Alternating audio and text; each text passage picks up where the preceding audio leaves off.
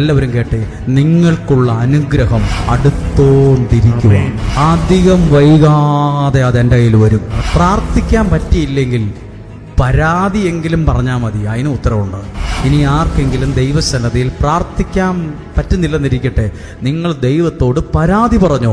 ദൈവമേ, എന്താ ഇങ്ങനെ ചെയ്തത്? ഞാൻ പ്രാർത്ഥിച്ചിട്ടൊരു ഗുണവും കിട്ടിയില്ലല്ലോ. ദൈവത്തോട് പരാതി പറയുന്ന ഒരാൾ ബൈബിളിലുണ്ട്. പരാതി പറഞ്ഞെന്നറിയോ? ദൈവമേ, എൻ്റെ പ്രാർത്ഥന എന്നാ കേൾക്കാത്ത, എന്നെ എന്താ അനുഗ്രഹിക്കാത്ത എന്നൊക്കെ പരാതി പറഞ്ഞു. പരാതി പോലും ദൈവം കേട്ടിട്ട് അതിന് മറുപടി മറ്റൊരു സമയത്ത് കൊടുത്തു.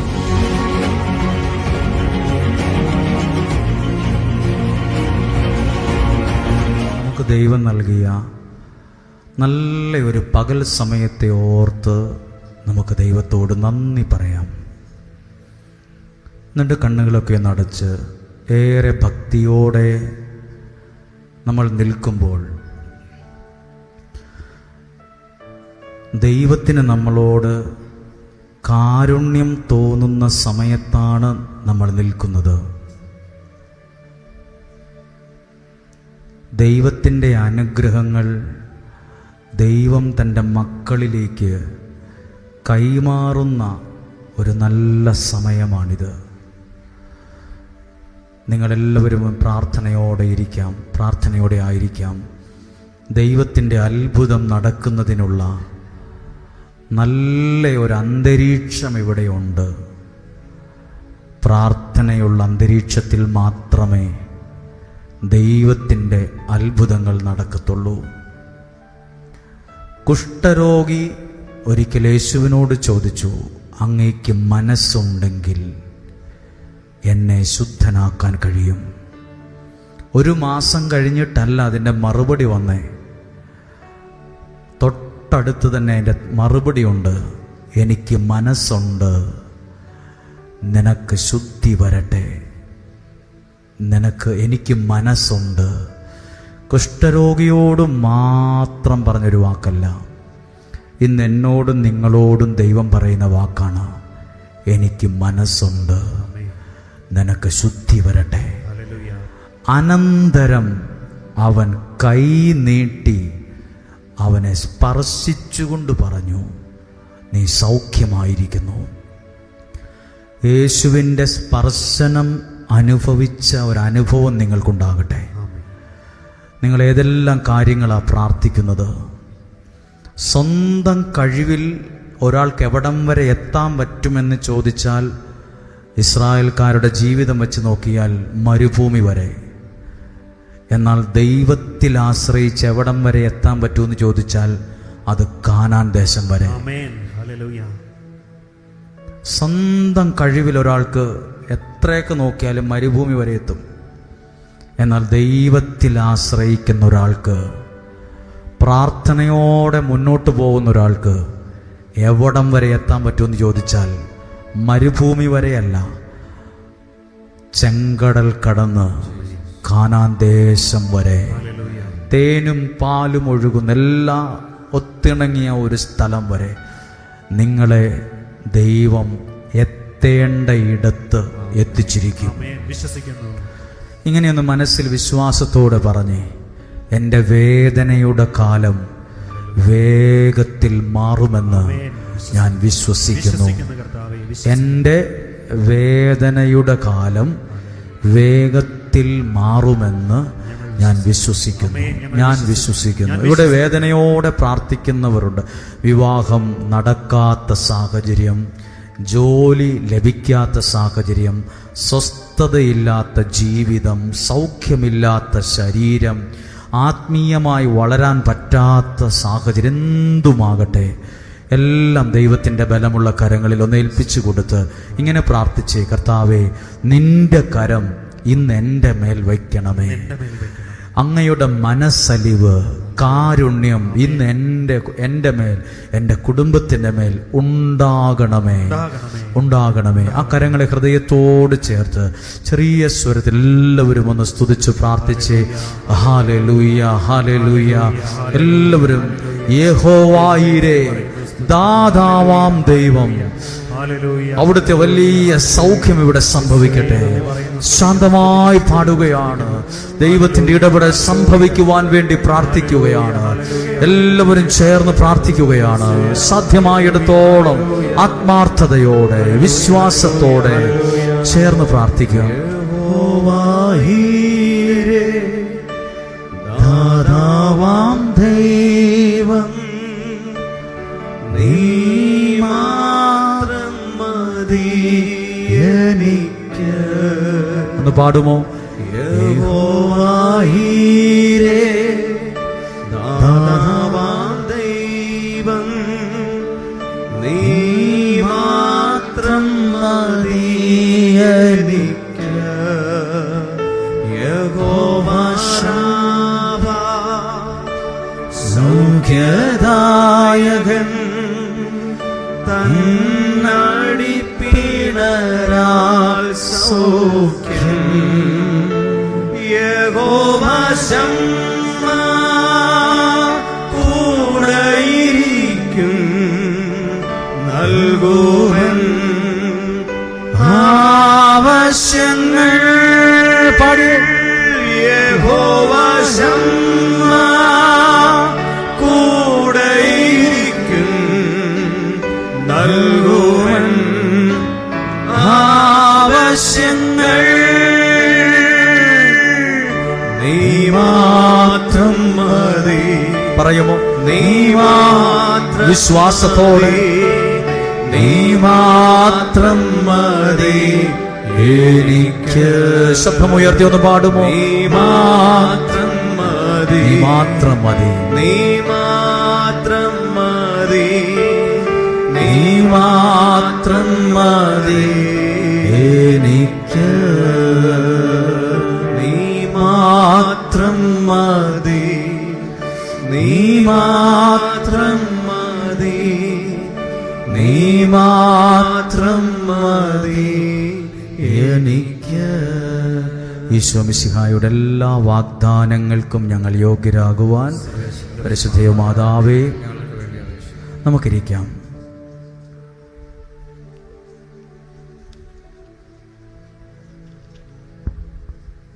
ഹല്ലേലൂയ. ഈ മാസത്തിൻ്റെ 3-ാം വെള്ളിയാഴ്ച ദിവസത്തിലേക്ക് നിങ്ങളെല്ലാവരെയും സന്തോഷത്തോടെ സ്വാഗതം ചെയ്യുകയാണ്. നല്ല തണുപ്പുള്ളൊരു പകലായിരുന്നു, അല്ലെങ്കിൽ പ്രഭാതമായിരുന്നു. എന്നിട്ട് പോലും ഒത്തിരി പേര് 2:30-ക്കും 3:30-ക്കും ഒക്കെയും പ്രാർത്ഥിക്കാനായി ഈ സ്ഥലത്ത് വന്നുകൊണ്ടേയിരുന്നു. നിങ്ങൾ വലിയ വില കൊടുത്താണ് പ്രാർത്ഥിക്കുന്നത്. നിങ്ങളുടെ ത്യാഗത്തിനും പ്രാർത്ഥനയ്ക്കുമൊക്കെ നന്ദിയും സ്നേഹവും പ്രാർത്ഥനയും ബഹുമാനവും നിങ്ങളെ അറിയിക്കുകയാണ്. ഇപ്പോൾ ഇവിടെ ആയിരിക്കുന്ന പ്രിയപ്പെട്ട ബാബുച്ചനെ ഞങ്ങൾ പ്രത്യേകം ഓർക്കുന്നു. ഞങ്ങളുടെ സഭയിൽപ്പെട്ടൊരു വൈദികനാണ്. അച്ഛൻ്റെ കൂടെ വന്നിട്ടുള്ളവരെ ഞങ്ങൾ ഓർക്കുന്നു. അച്ഛൻ ശുശ്രൂഷയിലായിരിക്കുന്ന സ്ഥലത്തെയും ഞങ്ങൾ ഓർക്കുന്നു. നന്ദിയോടെ ഓർക്കുന്നു. അച്ഛൻ്റെ സാന്നിധ്യത്തിന് ഞങ്ങൾ നന്ദി പറയുന്നു, സ്വാഗതം ചെയ്യുന്നു, പ്രാർത്ഥിക്കുന്നു. ഈ ഒരു വാക്ക് കേട്ടോണ്ടാണ് ഇന്ന് ശുശ്രൂഷകൾ നമ്മൾ പ്രസംഗിക്കുന്നത്. എൻ്റെ വേദനയുടെ കാലം വേഗത്തിൽ മാറി മാറി വരും. ഹല്ലേലൂയ. നമുക്കെല്ലാം കുറേ വേദനകളുണ്ട്. അതൊന്ന് മാറണമെന്നാണ് എല്ലാവരുടെയും പ്രാർത്ഥന. ഈ ആലയത്തിൽ വരുന്നവരൊക്കെ വേദനയോടെ വരുന്ന ആളുകളാണ്. അത് നിങ്ങളുടെ പ്രാർത്ഥനയും പാട്ടും ഒക്കെ കേൾക്കുമ്പോൾ തന്നെ അറിയാം.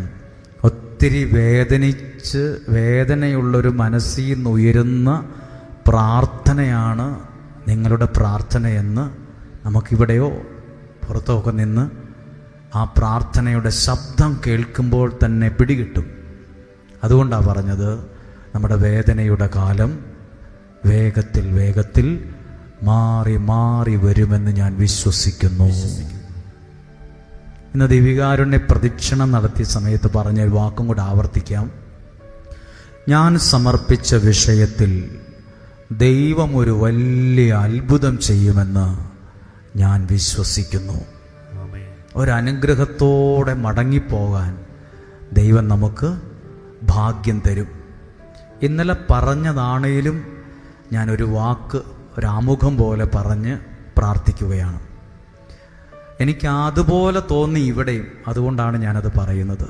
ഞാനൊരു സ്ഥലത്ത് ധ്യാനത്തിന് പോയപ്പം ആ ഒരു സ്ഥലത്ത് മുറ്റത്തിറങ്ങി ഞാൻ നിൽക്കുമ്പം ധ്യാനം തുടങ്ങുന്നത് 4:30-ക്കാണെങ്കിൽ അതിന് കുറച്ച് മിനിറ്റുകൾക്ക് മുമ്പ് ആ പള്ളിയുടെ, ഞങ്ങൾ താമസിക്കുന്ന സ്ഥലത്തിൻ്റെ അടുത്തുള്ളൊരു വീടാണ്. ആ വീട് ആരുടെയാണെന്നറിയത്തില്ല, അവിടെയുള്ള ആരെയും എനിക്ക് പരിചയവുമില്ല.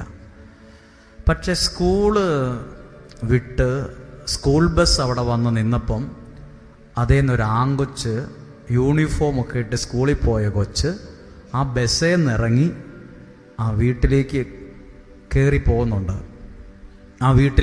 പോകുന്നുണ്ട്. പക്ഷെ ഹാപ്പിയല്ല. ആ വെള്ള ഉടുപ്പ് മുഴുവൻ ചെളിയുണ്ട്. മുഴുവനല്ലേലും നല്ലപോലെ ചെളി പറ്റിയിട്ടുണ്ട്, മണ്ണ് പറ്റിയിട്ടുണ്ട്. എനിക്ക് തോന്നി ആ കൊച്ച് കരഞ്ഞുകൊണ്ടാണ് കയറി പോകുന്നതെന്ന്. പക്ഷെ ആ വീടിൻ്റെ അകത്തുനിന്ന് ഒരമ്മ ആ കൊച്ച് വരുന്ന കണ്ടപ്പോഴത്തേക്കും അതിനേക്കാൾ സ്പീഡിൽ ആ വീട്ടിണ്ണേന്ന് ഇറങ്ങി കുറച്ച് ദൂരം മുന്നോട്ട് വന്ന് എന്നിട്ട് ആ നിലത്തിരുന്നു. എന്നിട്ട് ആ കൊച്ചിനെ ചേർത്ത് പിടിച്ചപ്പോൾ ആ കൊച്ച് കരയുന്നുണ്ട്.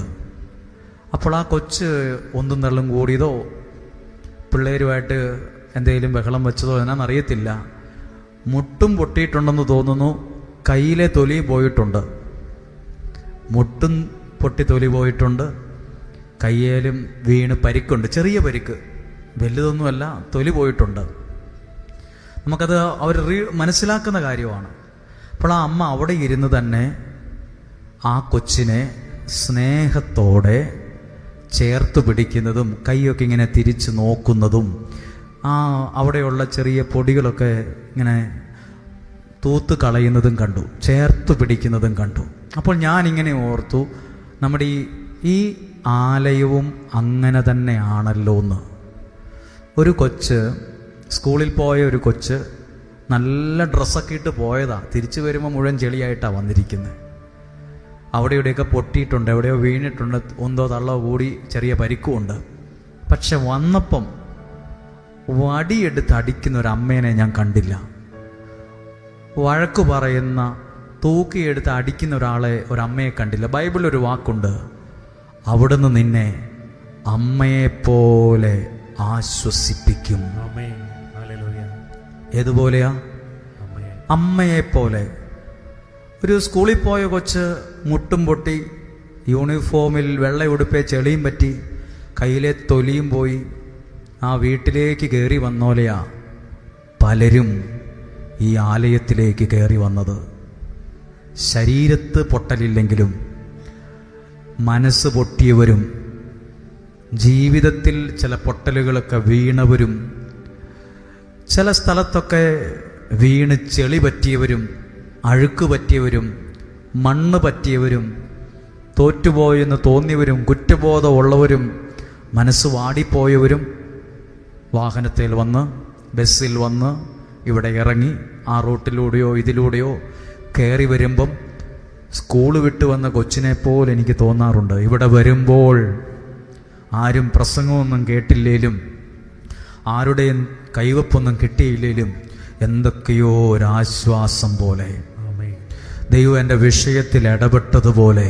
ഒത്തിരി ആഗ്രഹിച്ചൊക്കെയല്ലേ വന്നത്, ഒത്തിരി ആഗ്രഹത്തോടെ അല്ലേ രാത്രിയിൽ ഇന്നലെ യാത്ര പുറപ്പെട്ട് ഇവിടെ വന്നത്. അമ്മയെപ്പോലെ ആശ്വസിപ്പിക്കുന്ന ഒരു ദൈവ സാന്നിധ്യം നിങ്ങൾക്കിവിടെ അനുഭവിക്കാൻ കഴിയും. ഞാനതിങ്ങനെ കണ്ടപ്പോൾ ഓർത്തു, നമ്മുടെ ധ്യാന ഈ ശുശ്രൂഷാല ഇങ്ങനെയൊക്കെ തന്നെയാണ്. ഓരോ മനുഷ്യരും കയറി വരുന്നത് ഇങ്ങനെയാണ്. സ്കൂള് വിട്ട് വണ്ടി നിർത്തി ആ കൊച്ചു കയറി വന്ന പോലെ സങ്കടത്തോടെ കയറി വരുന്നവരുണ്ട്. പക്ഷെ ഇവിടെ നമ്മൾ എല്ലായിടത്തും മനസ്സ് തുറക്കത്തില്ല, എല്ലായിടത്തും നമ്മൾ കരയുകയുമില്ല. അതിന് പറ്റിയൊരു സ്ഥലത്തെ നമ്മൾ കരയത്തുള്ളൂ, പ്രാർത്ഥിക്കത്തുള്ളൂ, മനസ്സ് തുറക്കത്തുള്ളൂ. നിങ്ങളുടെ ഭാരം ഇറക്കി വയ്ക്കാൻ പറ്റിയ സ്ഥലമാണിത്, പറ്റിയ സ്ഥലം.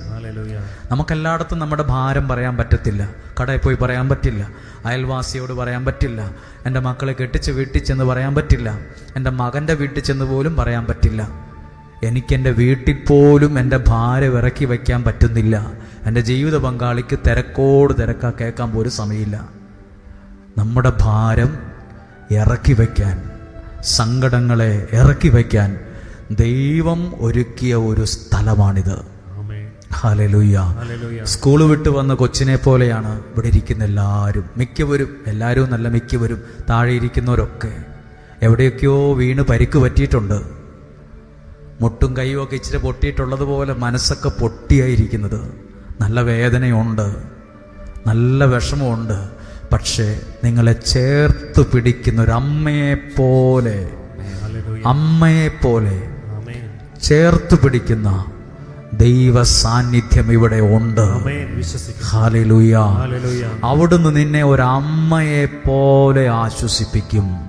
ഹല്ലേലൂയ.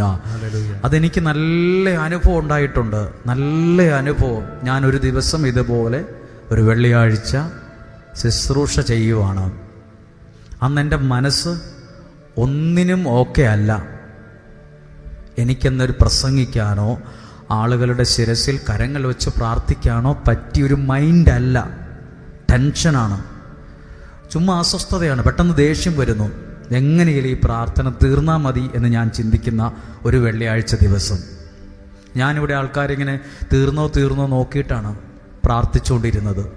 തീർന്നാൽ മതിയായിരുന്നു, എനിക്കൊന്ന് ഫ്രീ ആകണം, ടെൻഷനൊന്ന് മാറണം, കുറച്ചൊന്ന് മാറിയിരിക്കണം, ആളുകളെല്ലാം പോയാലേ നടക്കത്തുള്ളൂ. അപ്പോൾ ഈ ഹാളിൻ്റെ ഈ സൈഡിൽ ഒരു വലിയ പ്രായമില്ലാത്ത ഒരു സ്ത്രീ, ഒരമ്മ, ഒരു കൊച്ചിനെയും കൊണ്ട് നിൽപ്പുണ്ട് അവിടെ.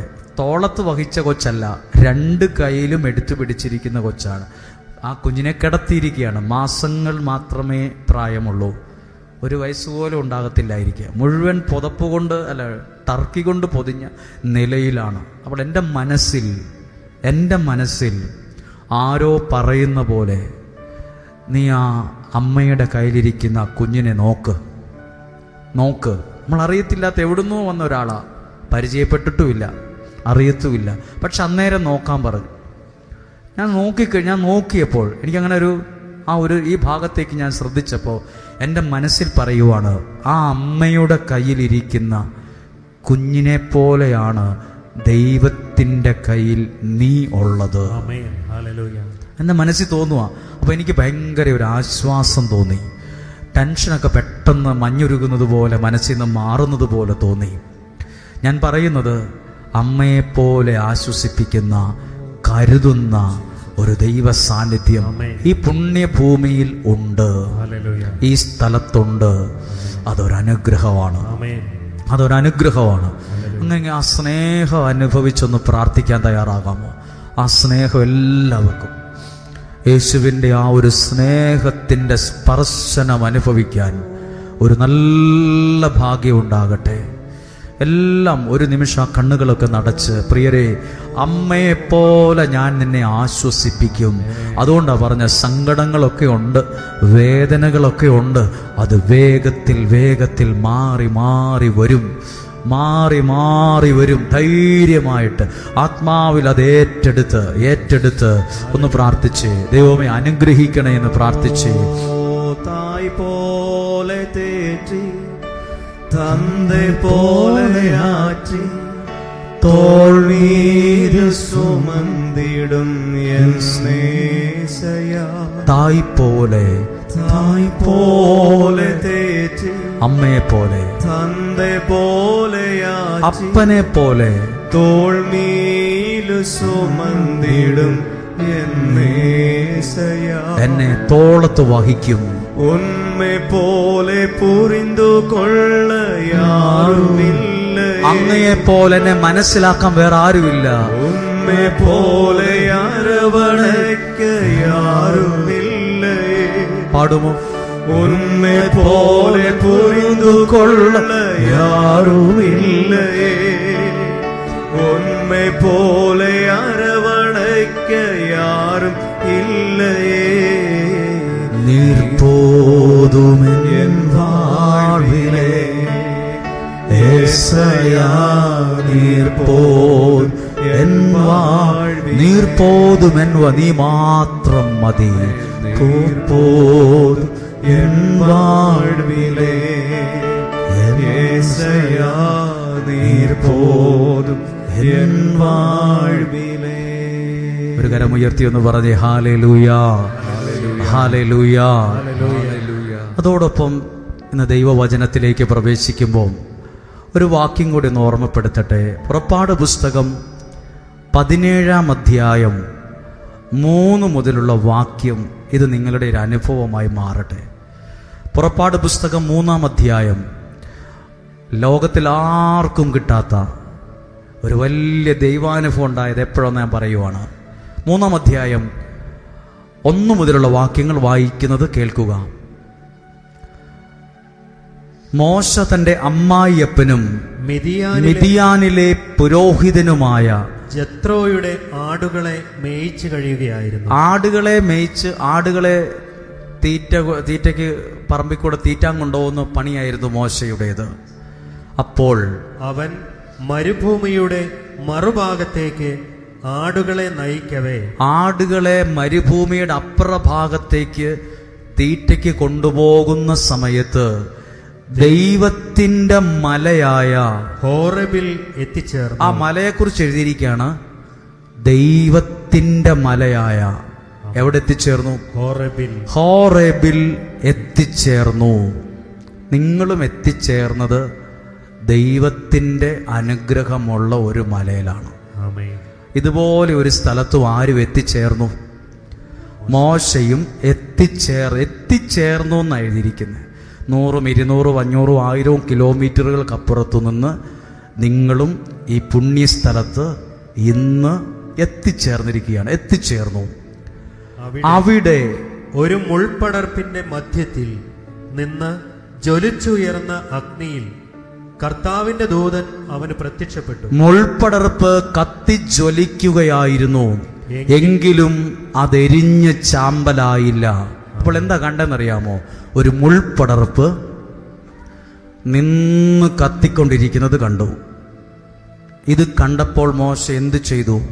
അത് കാണാൻ ആ മുൾപടർപ്പിന്റെ അടുത്തേക്ക് ചെന്നു. ഈ സ്ഥലവും 365 ദിവസവും ദൈവത്തിന്റെ വചനം കത്തി നിൽക്കുന്ന ഒരു സ്ഥലമാണിത്. കുറഞ്ഞിട്ടില്ല, കത്തി അമർന്നിട്ടില്ല. 10 ദിവസം പ്രസംഗിച്ച് 11ാമത്തെ ദിവസം ആരുമില്ലാതായിട്ടില്ല. കത്തി ജ്വലിച്ചുകൊണ്ട് ആ വാക്കുണ്ട്. മോശ ആ മലയുടെ മുകളിൽ കാണുവാണ് ഒരു മുൾപടർപ്പ് കത്തി ജ്വലിക്കുന്നത് കണ്ടു. അത് കാണാൻ മോശ അവിടെ നിന്ന് കണ്ടിട്ട് പോവല്ല, അത് കാണാൻ അതിൻ്റെ അടുത്തേക്ക് ചെന്നു. നിങ്ങളും അങ്ങനെയാണ്, ഞാൻ വിശ്വസിക്കുക. ഇത് നിങ്ങളും ദൈവത്തിൻ്റെ വചനം ഏതോ ഭവനത്തിലിരുന്ന് കേട്ടു. അപ്പോൾ ഈ സ്ഥലത്ത് വരണമെന്ന് നിങ്ങൾക്ക് തോന്നി. ഇത് ദൈവത്തിൻ്റെ വചനം കത്തി നിൽക്കുന്ന ഒരു സ്ഥലമാണെന്ന് ഞാൻ വിശ്വസിക്കുന്നു. കത്തി അമർന്നിട്ടില്ല, അത് കത്തി ജ്വലിച്ചു കൊണ്ടിരിക്കുന്നു. അത് കാണാൻ 3-ാമത്തെ വാക്യം ഒന്ന് വായിച്ചേ. അപ്പോൾ മോശ പറഞ്ഞു, ഈ മഹാദൃശ്യം ഞാൻ അടുത്ത് ചെന്ന് ഒന്ന് കാണട്ടെ. അവിടെ എഴുതിയിട്ടുണ്ട്, ഞാൻ അടുത്ത് ചെന്ന് ഒന്ന് കാണട്ടെ. അതിനാ നമ്മൾ വന്നേ, അടുത്ത് വന്നൊന്ന് പ്രാർത്ഥിക്കാൻ, ഈ സ്ഥലത്തകത്തിരുന്നൊന്ന് പ്രാർത്ഥിക്കാൻ. അതിനാ നമ്മളും ഈ മലയുടെ മുകളിൽ കയറി വന്നത്. വെറുതെ മടങ്ങിപ്പോകല്ല, വന്ന പോലെ മടങ്ങിപ്പോകത്തില്ല, കയറി ചെന്നു. അടുത്തത്, മുൾപടർപ്പ് എരിഞ്ഞ് ചാമ്പലാകുന്നില്ലല്ലോ, അവൻ അത് കാണുന്നതിന് അടുത്ത് ചെല്ലുന്നത് കർത്താവ് കണ്ടു. ആ വാക്യം ശ്രദ്ധിച്ച്, 4-ാമത്തെ വാക്യം, അത് കത്തുന്നത് കാണുന്നത്, അവൻ കാണാൻ അടുത്തേക്ക് വരുന്നത് കർത്താവ് ദൈവം കണ്ടു. നിങ്ങളും പ്രാർത്ഥിക്കാൻ ഇവിടെ വന്നത് നിങ്ങളുടെ വീട്ടിലുള്ള 10 പേരും വണ്ടിയിലുള്ള 100 പേരും അല്ല കണ്ടത്. നമ്മൾ കാണാത്തൊരു കണ്ണ്, ദൈവത്തിൻ്റെ കണ്ണ്. ഈ സ്ഥലത്ത് നിങ്ങൾ പ്രാർത്ഥിക്കാൻ വന്നത് ഇതുപോലെ കണ്ടിട്ടുണ്ടെന്ന് ഞാൻ വിശ്വസിക്കുന്നു. ആ വാക്യം ഒന്നും കൂടെ വായിക്കുവാണ്. അവനത് കാണുന്നതിന് അടുത്ത് അടുത്തു ചെല്ലുന്നത് കർത്താവ് കണ്ടു. നിങ്ങളിവിടെ പ്രാർത്ഥിക്കാൻ വന്നത് ദൈവം കണ്ടിട്ടുണ്ട്. നിങ്ങളുടെ നിയോഗങ്ങളെ ദൈവം കണ്ടിട്ടുണ്ട്. നിങ്ങൾ കണ്ണുനീരോടെ പ്രാർത്ഥിച്ചത് ദൈവം കണ്ടിട്ടുണ്ട്. വിശ്വസിക്കുന്നു. ഇനി ആർക്കും ഇല്ലാത്തൊരു അനുഭവം ഉണ്ടാവുകയാണ്. അവിടെ വച്ച് മുൾപടർപ്പിന്റെ മധ്യത്തിൽ നിന്ന് ദൈവം അവനെ വിളിച്ചു. എവിടെ നിന്നാ വിളിച്ചത്? അങ്ങ് ദൂരെ ഇത് കണ്ടേ ചാവഴി പോയപ്പോഴല്ല, അത് കാണാൻ അടുത്തു വന്നപ്പോഴാ പേര് ചൊല്ലി ദൈവം വിളിച്ചത്. നിങ്ങളും ഈ ഒരു സ്ഥലത്ത് പ്രാർത്ഥിക്കാൻ വരുമ്പം നിങ്ങൾക്ക് ആർക്കും കിട്ടാത്തൊരു നല്ല അനുഭവവുമായി മടങ്ങിപ്പോകാൻ ദൈവം ഇടവരുത്തും. ഹല്ലേലൂയ. നിങ്ങൾ എറണാകുളത്ത് നിന്ന് വന്ന ആളായിരിക്കും, ഇടുക്കിയിൽ നിന്ന് വന്ന ആളായിരിക്കും, കോതമംഗലത്ത് നിന്ന് വന്ന ആളായിരിക്കും, വയനാട്ടിൽ നിന്ന് വന്ന ഒരാളായിരിക്കും, തൊട്ടടുത്ത വീട്ടിൽ നിന്ന് വന്ന ആളായിരിക്കും, നേരെ കാസർഗോഡ് നിന്നായിരിക്കും ഇവിടെ വന്നത്, ഛത്തീസ്ഗഡിൽ നിന്നായിരിക്കും വന്നത്, US നിന്ന് വന്നതായിരിക്കും. എവിടുന്നാകട്ടെ, ഈ സ്ഥലത്ത് മോശയെ പോലെ നിങ്ങൾ വരുമ്പോൾ വന്ന പോലെ അല്ല മോശ മടങ്ങിപ്പോയത്. ഒരു നല്ല ദൈവാനുഭവമായിട്ടാണ്. ഹല്ലേലൂയ. പിന്നീടാണ് മോശയുടെ ജീവിതം മാറുന്നത്. ഈ സ്ഥലത്ത് അനേകം മനുഷ്യരെ ദൈവം ദൈവമക്കളാക്കിയ സ്ഥലത്താണ് നിങ്ങളിപ്പോൾ ഇരിക്കുന്നത്. അനേകം പേരെ ദൈവം ദൈവമക്കളാക്കിയ സ്ഥലത്താണ് നിങ്ങൾ ഇരിക്കുന്നത്. അനേകരെ ദൈവം തൊട്ട സ്ഥലത്താണ്, അതേ കസേര കൂടെയാ നിങ്ങളും ഇരിക്കുന്നത്. ഒരു ദൈവാനുഭവം ഉണ്ടാകാതിരിക്കില്ല. ദൈവം തൊട്ട ഒരു ദൈവം സ്പർശിച്ച ഒരു അനുഭവം ഉണ്ടാകാതിരിക്കില്ല. ചില വിടുതലുകൾ സംഭവിക്കാതിരിക്കില്ല. ഒരു നിമിഷം കണ്ണുകളെ അടച്ച് നിങ്ങളൊന്ന് പ്രാർത്ഥിക്കാൻ തയ്യാറാകുമ്പോൾ ശ്രദ്ധിച്ചേ. മോശ ആ ദൃശ്യം അപ്പുറത്തുനിന്ന് കണ്ടതാ, കണ്ടേ ചാവഴി പോയില്ല. അത് കാണാൻ അടുത്തു വന്നു. നിങ്ങളും നിങ്ങളുടെ ഭവനങ്ങളിൽ നിന്ന് ഇവിടെയുള്ള വചനം കേൾക്കാൻ, പ്രാർത്ഥന കേൾക്കാൻ മോശയെ പോലെ അടുത്തു വന്നവരാണ്. റിസ്ക് എടുത്ത് വീട്ടിലെ ജോലികൾ ക്രമീകരിച്ച് വീട്ടുകാരുടെ സമ്മതം മേടിച്ചെടുത്ത് ഇല്ലാത്ത പൈസ ഉണ്ടാക്കി, ഇല്ലാത്ത സമയം ഉണ്ടാക്കി ഈ സ്ഥലത്തു കയറി വന്നവരാണ്. നിങ്ങളെ ദൈവം കണ്ടിട്ടുണ്ട്. നിങ്ങളുടെ അവസ്ഥയെ ദൈവത്തിനറിയാം. നിങ്ങളുടെ ആവശ്യങ്ങളെ ദൈവം മനസ്സിലാക്കുന്നു. ഈ ലോകത്താരും മനസ്സിലാക്കിയില്ലെങ്കിലും ദൈവം നിങ്ങളെ, നിങ്ങളുടെ കണ്ണുനീരിനെ, ആവശ്യത്തെ മനസ്സിലാക്കുന്നുണ്ട്. ഹല്ലേലൂയ. അടുത്ത ഭാഗം ഒരു നിമിഷം കേട്ടെ. അവിടെ വച്ച് ദൈവം വിളിച്ചു, മോശേ. മോശ 2 പ്രാവശ്യം വിളിച്ചു. മോശ ഞെട്ടി വിറച്ചു. അതിനുശേഷം എഴുതിയിട്ടുണ്ട്, മോശയോട് പറഞ്ഞു, നീ നിൽക്കുന്ന സ്ഥലം പരിശുദ്ധമാണ്. ദൈവത്തിന്റെ വലിയൊരു ഇടപെടൽ അവിടെ ഉണ്ടായി. ദൈവത്തിന്റെ വലിയൊരു ഇടപെടൽ ഉണ്ടായി. മോശ ആടുകളെ മേയിച്ച് ആ പറമ്പിക്കൂടെ കയറി അപ്പുറത്തെ പറമ്പിക്കൂടെ പോയി വീട്ടിലുണ്ടായിരുന്നെങ്കിൽ, വീട്ടിലേക്ക് തിരിച്ചു പോയിരുന്നെങ്കിൽ ഈ ദൈവാനുഭവം ഉണ്ടാകത്തില്ലായിരുന്നു. അത് കാണാൻ, അത് അനുഭവിക്കാൻ ഒരു നിയോഗത്തോടെ, ആ വാക്ക് ഞാൻ പറയും, ഒരു നിയോഗത്തോടെ അടുത്തേക്ക് കയറി വന്നതാണ്. ആർക്കും കിട്ടാത്ത ചില ദൈവാനുഗ്രഹങ്ങൾ അനുഭവിക്കാൻ ഇടയായതെങ്കിൽ അനുഗ്രഹയിൽ വരുന്ന എല്ലാവരും പ്രാർത്ഥിച്ചേ. ഇത് ദൈവത്തെ മഹത്വ സത്യത്തിലും ആത്മാവിലും ആരാധിക്കുന്ന ഒരു സ്ഥലത്തേക്കാണ് നിങ്ങളും കയറി വന്നത്. ചിലപ്പോൾ പാസ്പോർട്ടുമായി വന്നു, ചിലർ സ്ഥലത്തിന്റെ പ്രമാണമായി വന്നു, ചിലർ നിയോഗങ്ങൾ എഴുതിക്കൊണ്ട് വന്നു, ചിലർ കണ്ണുനീരോടെ വന്നു. സ്കൂള് വിട്ട കൊച്ച് കൈകാലുകളൊക്കെ എവിടെയോ വീണ് പരിക്കേറ്റ് വന്നതുപോലെ എവിടെയോ നിന്ന് നമ്മളും പരിക്കേറ്റ മനുഷ്യരെ പോലെ ഇവിടെ വന്ന് കയറിയത്. ആരും നിങ്ങളെ മനസ്സിലാക്കിയില്ലെങ്കിലും ദൈവം നിങ്ങളെ മനസ്സിലാക്കും. ഒരമ്മയെ പോലെ ദൈവം നിങ്ങളെ ചേർത്ത് പിടിക്കും. സാധ്യമെങ്കിൽ 1 കരമോ 2 കരമോ ഉയർത്തിപ്പിടിച്ച് മോശ ആ മലമുകളിലേക്ക് അത് കാണാൻ, അടുത്ത വാക്ക് പറഞ്ഞേ, അടുത്തു വന്നു. നിങ്ങളും ദൈവത്തിന്റെ സ്നേഹം അനുഭവിക്കാൻ പല വീടുകളിൽ നിന്ന്, പല കുടുംബങ്ങളിൽ നിന്ന്, പല ദേശത്തു നിന്ന്, അയൽപക്കങ്ങളിൽ നിന്ന് അടുത്തു വന്നവരാണ്. അടുത്തു വന്ന മോശേനെ ദൈവം കണ്ടു. നിയോഗത്തോടെ വന്നവരെ ദൈവം കാണുന്നുണ്ട്. നിങ്ങൾ എഴുതിയിട്ട പ്രാർത്ഥന ദൈവം കാണുന്നുണ്ട്. നിങ്ങളുടെ അവസ്ഥകളെ ദൈവം അറിയുന്നുണ്ട്. നിങ്ങളുടെ പ്രശ്നങ്ങളെ ദൈവം മാറ്റിയെടുക്കും. നിങ്ങളുടെ വേദനയുടെ കാലം വേഗത്തിൽ വേഗത്തിൽ മറക്കാൻ ഇടവരുമെന്ന് സ്തുതിച്ച് പ്രാർത്ഥിച്ച് ഹല്ലേലൂയ. ജീസസ്. ശബ്ദമുയർത്തി പറഞ്ഞ് ഹല്ലേലൂയ, ഹല്ലേലൂയ, ഹല്ലേലൂയ, ഹല്ലേലൂയ. നമ്മളൊരു നിയോഗത്തോടെയാണോ കയറി വന്നത്, ആർക്കുമില്ലാത്ത ദൈവാനുഭവമായി ഇവിടുന്ന് തിരിച്ചു മടങ്ങിപ്പോവും. ആമേൻ. ഹല്ലേലൂയ. ഞാനിത് വായിച്ചപ്പോൾ എനിക്ക് ഒത്തിരി സന്തോഷം നൽകി. ഇനി ഒരു കാര്യം ഈ ദൈവവചനത്തോട് ചേർന്ന് പങ്കുവെച്ച് പ്രാർത്ഥിച്ചു തരാൻ ആഗ്രഹമുണ്ട്. എല്ലാവരും എന്നെ ഒന്ന് ശ്രദ്ധിക്കണം. നമ്മൾ സത്യസന്ധമായി ദൈവത്തെ വിളിച്ച് പ്രാർത്ഥിക്കുന്നവരെ ഒപ്പം നിർത്തുന്നത് ഒരനുഗ്രഹമാണ്. ആമേൻ. മറക്കുമോ? സത്യസന്ധമായി പ്രാർത്ഥിക്കുന്ന ഒരാളെ കൂടെ കൂട്ടുന്നത്, ഒപ്പം നിർത്തുന്നത് ഒരു ബ്ലെസ്സിങ് ആണ്. ഹല്ലേലൂയ. സത്യസന്ധമായി പ്രാർത്ഥിക്കുന്ന ഒരാൾ നിങ്ങളുടെ കൂട്ടത്തിലുണ്ടെങ്കിൽ ദയവ് ചെയ്ത് ആളെ പിണക്കരുത്. അത് നിനക്കൊരനുഗ്രഹമായിരിക്കും. അത് ആരായാലും അത് നിനക്കൊരനുഗ്രഹമായിരിക്കും.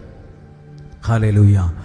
നിങ്ങൾ എന്തിനോട് ചേർന്നിരിക്കുന്നോ അതിൻ്റെ അനുഗ്രഹം നിങ്ങൾക്കും കിട്ടും. ഒന്നും ചെയ്യാതെ തന്നെ കിട്ടും. കിട്ടുമോ? ഒന്ന് മനസ്സിലാക്കി തരാൻ ആഗ്രഹം. നിങ്ങൾ പ്രാർത്ഥിക്കുന്ന ഒരു ആലയവുമായി, ഒരു ശുശ്രൂഷയുമായി ഒക്കെ ബന്ധപ്പെട്ടാണോ നിങ്ങളുടെ ജീവിതം പോകുന്നത്? ഈ സ്ഥലത്തുള്ള അനുഗ്രഹം നിങ്ങളുടെ വീടിലും നിങ്ങളിലൂടെ പറ്റിപ്പിടിച്ച് നിങ്ങളുടെ വീട്ടിലും എത്തും. ആമേൻ. ആമേൻ. അതിനുവേണ്ടി പ്രത്യേകിച്ച് ഒരു പാലം ഉണ്ടാക്കേണ്ട കാര്യമില്ല. നമ്മൾ എന്തിനോട് ചേർന്ന് നിൽക്കുന്നോ ആ അനുഗ്രഹം നമ്മുടെ ജീവിതത്തിലും പതുക്കെ പതുക്കെ വരാൻ തുടങ്ങും. ഹല്ലേലൂയ. അതാണ് നാളുകളിൽ നിങ്ങളുടെ കുടുംബത്തിൽ അനുഗ്രഹമാകുന്നത്. ഞാൻ ആ വാക്യം ഒന്ന് വായിക്കാം. 1 സാമുവേലിൻ്റെ പുസ്തകം 22 അധ്യായം 1 മുതലുള്ള വാക്യം ഒന്ന് വായിക്കുകയാണ്. ചില ആളുകൾ ദാവീദിൻ്റെ കൂടെ കൂടി സ്റ്റാൻഡേർഡുള്ള വലിയ VIP ഒരെണ്ണം കൂടിയിട്ടില്ല. എല്ലാം സാധാരണക്കാർ, കടമുള്ളവർ, കഷ്ടമുള്ളവർ, വേദന അനുഭവിക്കുന്നവർ അഭിഷിക്തനായ ദാവീദിന്റെ കൂടെ കൂടി. വായിക്കുകയാണ് 22 അധ്യായം 1-2 വാക്യങ്ങൾ. ദാവീദ് അവിടെ നിന്ന് ഓടി രക്ഷപ്പെട്ട് ദാവീദ് ഒരു സ്ഥലത്തു നിന്ന് ഓടി രക്ഷപ്പെട്ടു. ഒരു വലിയ പ്രതിസന്ധി വന്നപ്പോൾ പുള്ളി ഓടി രക്ഷപ്പെട്ട് എവിടെ എത്തി? അദുല്ലാം ഗുഹയിലെത്തി. ഒരു മണ്ണിന്റെ പൊത്തിനകത്ത് ഗുഹയ്ക്കകത്ത് കയറി ഇരിക്കുവാണ്. ആര്? ദാവീദ്. ആരാ പേര് പറഞ്ഞ്? ദാവീദ്. എവിടെ ഇരിക്കുന്നു? ദാവീദ് ഒരു അഭിഷിക്തനാണ്. പക്ഷെ ഇരിക്കുന്നത് ഇപ്പൊ എവിടാ? ഒരു ഗുഹയ്ക്കകത്താ, ഒളിച്ചിരിക്കുകയാണ്. എവിടുന്നോ ഒരു പ്രശ്നം വന്ന് ആളിപ്പോ ഓടി രക്ഷപ്പെട്ട് അദുല്ലാം ഗുഹയ്ക്കകത്തിരിക്കുകയാണ്. അപ്പോൾ ഈ മനുഷ്യ അഭിഷിക്തന്റെ കൂടെ, ഈ ഒരു ദൈവാനുഗ്രഹമുള്ള ഈ മനുഷ്യന്റെ കൂടെ കുറെ പേര് ചേർന്നു നിന്നു. ആരൊക്കെ ചേർന്ന് നിന്ന് നോക്കിക്കേ? അവന്റെ സഹോദരന്മാരും കുടുംബം മുഴുവനും ഇതറിഞ്ഞ് എവിടെ ചെന്നു? ഇതറിഞ്ഞ് പുള്ളി ടെൻഷനായിട്ട് എവിടെയോ മാറി ഒരു ഗുഹയ്ക്കകത്തിരിക്കുക എന്ന് ആരോ പറഞ്ഞു കേട്ടിട്ട് കുടുംബം മുഴുവൻ, സുഹൃത്തുക്കൾ, സഹോദരന്മാരും കുടുംബം മുഴുവനും എവിടെ ചെന്നു? ആ മനുഷ്യൻ ഇരിക്കുന്ന ഗുഹയുടെ അകത്ത് കയറി ചെന്നു. ഇനി പോയവരാരൊക്കെയാ നോക്ക്? പീഡിതർ. കൊള്ളാവുന്ന ആൾക്കാരല്ല. പീഡിതർ, പല സങ്കടത്തിൽ തകർന്നു പോയവർ. പീഡിതർ, കടമുള്ളവർ, അസന്തുഷ്ടർ എന്ന് പറഞ്ഞാൽ ഒരു സന്തോഷവും ഇല്ലാത്ത ആൾക്കാർ, ഒരു സാറ്റിസ്ഫാക്ഷനും ഇല്ലാത്ത ആൾക്കാർ, അസന്തുഷ്ടർ എന്നിങ്ങനെ പലരും അവന്റെ ചുറ്റും കൂടി. പലരും ആരുടെ ചുറ്റും കൂടി? ദാവീദിന്റെ കൂടെ കൂടി.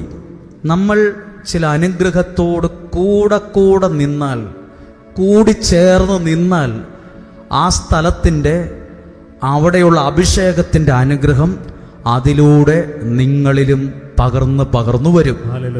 ഇപ്പൊ ആരാണിപ്പോ ദാവീദിന്റെ കൂടെ ചേർന്ന് നിൽക്കുന്നവർ? പീഡിതർ. അതിനുമുമ്പ് സഹോദരന്മാർ, കുടുംബാംഗങ്ങൾ, പീഡിതർ, കടമുള്ളവർ, അസന്തുഷ്ടർ എന്നിങ്ങനെ പലരും അവന്റെ ചുറ്റും കൂടി. അവൻ അവരുടെ എല്ലാം തലവനായി. അപ്പൊ തലവനായിട്ട് ആരുണ്ട്? ദാവീദ്. സത്യം പറഞ്ഞാൽ ഈ ആലയവും അങ്ങനെയൊക്കെ തന്നെയല്ലേ? ഇവിടെയും വന്നു ചേർന്നവരാരാണ്?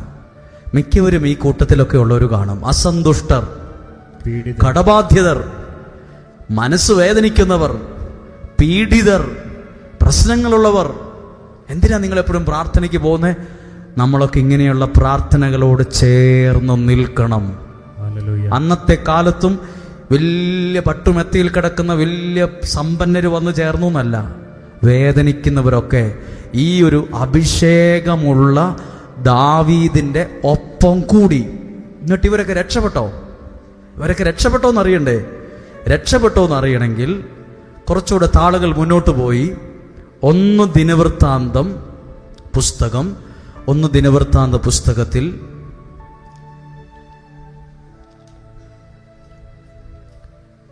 12-ാം അധ്യായം 1-2 വാക്യങ്ങളൊന്ന് വായിക്കുകയാണ്. പോയവര് ഈ അഭിഷേകത്തോട് കൂടെ നിന്നവർ രക്ഷപ്പെട്ടോ എന്നറിയണ്ടേ?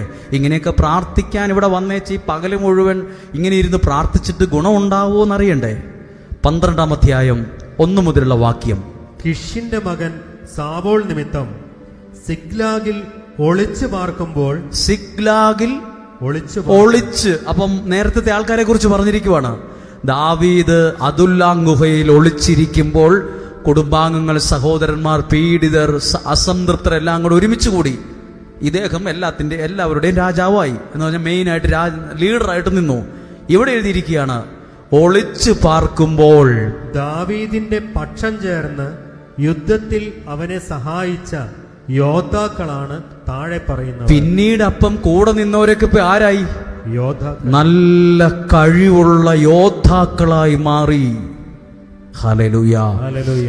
നിങ്ങളും ഒരു പ്രതിസന്ധിയിൽ, പ്രശ്നത്തിൽ ഒരു അഭിഷേകത്തോടും ഒരു പ്രാർത്ഥനയോടും ഒക്കെ ചേർന്നാണോ നിൽക്കുന്നേ? പിന്നത്തേതിൽ നിങ്ങളും ഒരനുഗ്രഹമുള്ളവരായി, യോദ്ധാക്കളെ പോലെ ശക്തരായി. അവർ പോയി തകർന്നു എന്നല്ല എഴുതിയിരിക്കുന്നേ. ഇവരെല്ലാം കുറച്ച് പേര് ആത്മഹത്യ ചെയ്ത്, കുറച്ച് പേർക്ക് ഡിപ്രഷൻ വന്നു, കുറെ പേര് നാട് വിട്ടുപോയി. അതെല്ലാം തകർന്നു എന്നല്ല, കൂടെ കൂടെ ചേർന്നവരൊക്കെ യുദ്ധത്തിൽ അവനെ സഹായിക്കാൻ കഴിവുള്ള യോദ്ധാക്കളായി മാറി. ഒരു അനുഗ്രഹമുള്ളൊരു മനുഷ്യനോട്, ഒരു ശുശ്രൂഷയോട് ചേർന്ന് നിൽക്കാൻ അവസരമുണ്ടെങ്കിൽ അത് കളയരുത്. നിന്നെ വളർത്തുന്നത് ഒരു അനുഗ്രഹമായിരിക്കും. നിങ്ങളെ അത് വളർത്തും. ഇനി അടുത്ത ഭാഗം എഴുതിയിട്ടുണ്ട്, 2-ാമത്തെ വാക്യം. ഇരു കൈകൊണ്ടും കല്ലെറിയാനും അമ്പെയ്യാനും സമർത്ഥരായ ഈ വില്ലാളികൾ. നമുക്ക് പറ്റുമോ? നമുക്ക് ഒരു കൈ കൊണ്ട് എറിയാൻ പറ്റും. 2 കൈ കൊണ്ട് എറിഞ്ഞാൽ കല്ല് 2 വഴിക്ക് പോകും. ഇവിടെ ഇപ്പം ദാവീദിന്റെ കൂടെ ചേർന്നവർക്ക് എന്നാ ഒരു കഴിവ് കിട്ടിയേ? ഇരു കൈകൊണ്ടും 2 കൈ കൊണ്ടും കല്ലെറിയാനും. ഞാൻ കുറച്ച് നോക്കി, ഇത് വായിച്ച പിന്നെ നോക്കി അഭ്യാസം നോക്കി നടക്കത്തില്ല. ഒരു കല്ല് ഇങ്ങോട്ടും ഒരു കല്ല് അങ്ങോട്ടും പോകും. ഇത് ലക്ഷ്യത്തിൽ 2 കൈ കൊണ്ടും ഒരേ ലക്ഷ്യത്തിൽ എറിഞ്ഞു കൊള്ളിക്കാൻ കഴിവുള്ളവരായി മാറി. അപ്പൊ ഒരു കാര്യം ചോദിക്കട്ടെ, ഈ കല്ലെറിയാനുള്ള അനുഗ്രഹം ആർക്കാ ആദ്യം ഉണ്ടായിരുന്നേ? ദാവീദ് ഗോലിയാത്തിനെ തകർക്കാൻ തോട്ടിപ്പോയി 5 കല്ലെടുത്തോണ്ട് വന്നു. ആ കല്ല് ഒരെണ്ണം കൃത്യം നെറ്റിക്കെട്ടുകൊണ്ട് ആള് നിലത്ത് വീണു. ഈ അഭിഷേകത്തോട് ചേർന്ന് നിന്നവർക്ക് അതേ അഭിഷേകം ഇരട്ടിയായിട്ട് കിട്ടി. ഹല്ലേലൂയ. ആമേൻ. മനസ്സിലായോ? ദാവീദിനുള്ള അഭിഷേകമാണ് കൃത്യം എറിഞ്ഞു കൊള്ളിക്കാനുള്ള ഒരു കഴിവുണ്ട് പുള്ളി. ലക്ഷ്യത്തിൽ ഭയങ്കര ഉന്നമാ. എല്ലാവരും കളിയാക്കി, ഈ കല്ലുകൊണ്ട് എന്നാ നടക്കാനാന്ന് ചോദിച്ചു. ഉന്നം തെറ്റാതെ ഗോലിയാത്തിന്റെ നെറ്റിയിൽ ആ കല്ല് കൊണ്ട് എത്തിച്ചു. 5-ാമത്തെ കല്ലല്ല, 1-ാമത്തെ കല്ല് തന്നെ. ഇപ്പോൾ ദാവീദിന്റെ കൂടെ നിന്നവർക്കും എന്ത് അഭിഷേകം കിട്ടി? ഒരു കൈ കൊണ്ട് എറിയാനുള്ള അഭിഷേകം അല്ല കിട്ടിയത്, 2 കൈ കൊണ്ടും ലക്ഷ്യത്തിൽ ഒരേ സമയം എറിയാനുള്ള കഴിവ്. അതാ പറഞ്ഞ, നിങ്ങളൊരു ഏതെങ്കിലും ഒരു അഭിഷേകത്തോടും അനുഗ്രഹത്തോടും ചേർന്നാണോ നിൽക്കുന്നേ, അതിനിരട്ടി നിങ്ങൾക്ക് കിട്ടാൻ തുടങ്ങും. ഹല്ലേലൂയ. പക്ഷെ ഇതെല്ലാവരും ഒന്നും വിശ്വസിക്കത്തില്ല, ഇതെല്ലാവരും ഏറ്റെടുക്കത്തില്ല. ഒരു അനുഗ്രഹത്തോടാണോ ചേർന്ന് നിൽക്കുന്നേ, ആ കൂട്ടത്തിൽ ഒരു അനുഗ്രഹം നമ്മുടെ ഭവനത്തിലും വന്നു കയറാൻ തുടങ്ങും. അനുഗ്രഹമുള്ള ഒരു മനുഷ്യൻ, നല്ല അനുഗ്രഹമുള്ള ഒരാൾ വർഷത്തിൽ 1-2 പ്രാവശ്യം നിങ്ങളുടെ വീട്ടിൽ വന്ന് സൗഹൃദത്തിൽ വന്ന് പ്രാർത്ഥിച്ചു പോകുന്നുണ്ടോ?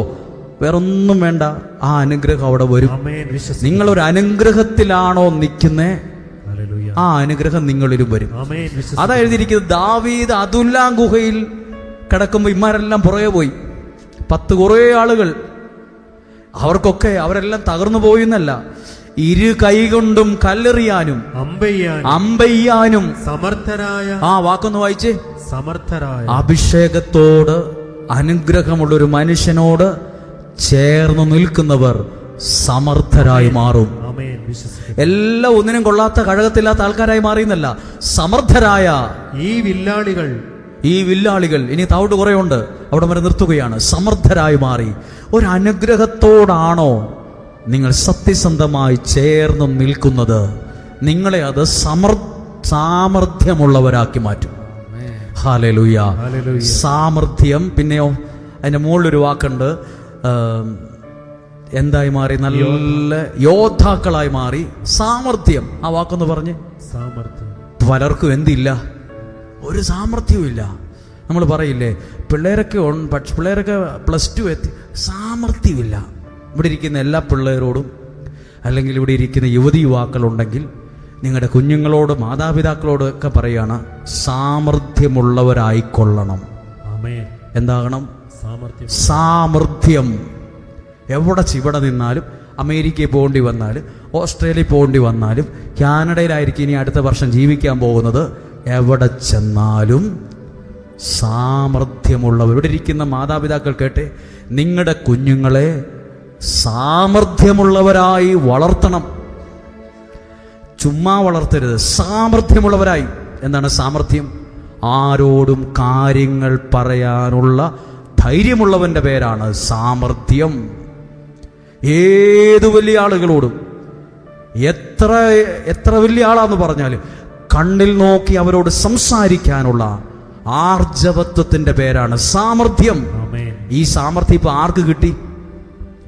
ദാവീദ് എന്ന അഭിഷിക്തനോട് ചേർന്ന് നിന്നോരൊക്കെ നല്ല ഗംഭീരമായ ആൾക്കാരായി മാറി. ആരാ നിങ്ങളോട് പറഞ്ഞത് നിങ്ങൾ ഈ പ്രാർത്ഥനയും ഈ ഇതും കേട്ടോണ്ടിരുന്നാൽ ചുമ്മാ ഒരു ഗുണവും ഇല്ലാതാകുമെന്ന്? അത് അവരുടെ അനുഭവമാണ് പറയുന്നത്.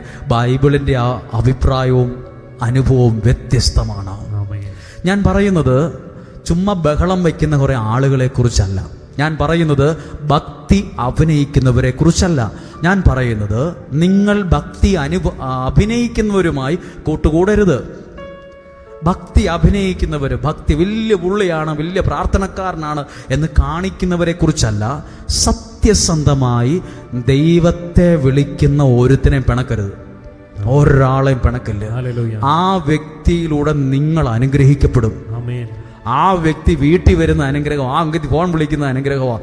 ആ വ്യക്തി നമുക്ക് വേണ്ടി പ്രാർത്ഥിക്കുന്നതിലൂടെ നമ്മൾ വളരും. നിങ്ങളെ വളർത്തുന്നത് അനുഗ്രഹമാണ്. നിങ്ങളെ വളർത്തുന്നത് അഭിഷേകമാണ്. ഈ വചനം ഇത് ഒത്തിരി പേര് എല്ലാവരും ഇത് അംഗീകരിക്കോ ഇല്ലയോ എന്ന് എനിക്കറിയത്തില്ല. നിങ്ങളും ഇത് ആദ്യമായിട്ടായിരിക്കും ഇതൊക്കെ കേൾക്കുന്നത്. ദാവീദ് ആരോട് ദാവീദിന്റെ ഒരു ഗുണമാണ്, കിട്ടിയ അഭിഷേകമാണ്, ഉന്നം നോക്കി കൃത്യസ്ഥലത്ത് ലക്ഷ്യത്തിലെത്തിക്കാനുള്ള കഴിവ്. ഇപ്പൊ കൂടെയുള്ളവർക്കെല്ലാം ആ കഴിവ് കിട്ടി. കൂടെ നിന്നവരൊക്കെ ഒരു കൈ കൊണ്ട് എറിയാനുള്ള അഭിഷേകമല്ല കിട്ടിയത്, പറഞ്ഞു 2 കൈ കൊണ്ടും. 2 കൈ കൊണ്ട് ഒരു സ്ഥലത്ത് എറിഞ്ഞു കൊള്ളിക്കാൻ നിങ്ങൾക്ക് പറ്റുമോ? നമുക്ക് പറ്റത്തില്ല. കല്ല് പല വഴിക്ക് പോകും. നമുക്ക് പറ്റും. ഒരു കൈ കൊണ്ട് കുറച്ചൊക്കെ പറ്റും. 2 കൈ കൊണ്ട് അത് ഭയങ്കര എക്സ്ട്രാ ഓർഡിനറി കഴിവാണ്. അഭിഷേകമുള്ളൊരു അഭിഷിക്തനോട് സത്യസന്ധമായി ചേർന്ന് നിന്നപ്പം അവരെല്ലാം സാമർഥ്യമുള്ളവരായി മാറി. ഒരു എക്സ്ട്രാ ഓർഡിനറി കഴിവുള്ളവരായി മാറി. നല്ല മിടുമിടുക്കരായി മാറി. ഇതുകൊണ്ടാണ് നിങ്ങളോട് പറഞ്ഞത്, നിങ്ങൾ മാത്രമല്ല, ഒരു തലമുറയെ വളർത്താനുള്ള അനുഗ്രഹമാണ് ഈ പുണ്യഭൂമിയിൽ വെച്ച് നിങ്ങൾക്ക് കിട്ടുന്നത്. ചുമ്മാ ഒരു പാട്ടും പാടി ബഹളവും വെച്ച് ധ്യാനം പോലെ തീരുവല്ല. ഇതെല്ലാം വായിച്ചും പ്രാർത്ഥിച്ചും ഒരുങ്ങിയതുവാ ഇവിടെ കൊണ്ടുവന്ന് വിളമ്പുന്നത് അല്ലെങ്കിൽ വിതയ്ക്കുന്നത്. ഇത് ഗുണം ചെയ്യും. ഒരഭിഷേകത്തോട് വചനത്തോട് ചേർന്ന് നിൽക്കുന്ന നിങ്ങൾ സാമർഥ്യമുള്ളവരായി മാറും, വളരും, അനുഗ്രഹമായിട്ട് വരും. ഒന്ന് കരങ്ങൾ ഉയർത്തി പറഞ്ഞേ ഹല്ലേലൂയാ, ഹല്ലേലൂയാ. ഇത് സത്യമാണോ അല്ലയോ? എപ്പോഴും കഴിഞ്ഞ ആഴ്ച ഞാൻ പറഞ്ഞായിരുന്നു, എപ്പോഴും മീൻ വിൽക്കുന്ന സ്ഥലത്ത് പോയി നിന്ന് നോക്കിക്കേ. രാവിലെ തൊട്ട് വൈകുന്നേരം വരെ മീൻ മാർക്കറ്റിൽ പോയി നിൽക്കുക. നിങ്ങൾക്ക് എന്ത് കിട്ടും? നിങ്ങളുടെ വസ്ത്രത്തിന്, നിങ്ങളുടെ ശരീരത്തിനൊക്കെ നിങ്ങൾ വീട്ടിൽ ചെല്ലുമ്പോൾ മക്കൾ പറയും ഭയങ്കര മീൻ്റെ നാറ്റമാണെന്ന് പറയും. കാരണം പുള്ളി രാവിലെ 9 മണി തൊട്ട് 4 മണി വരെയും മാർക്കറ്റിലായിരുന്നു. ആ മീനിൻ്റെ മണം എല്ലാം പുള്ളിക്ക് കിട്ടി.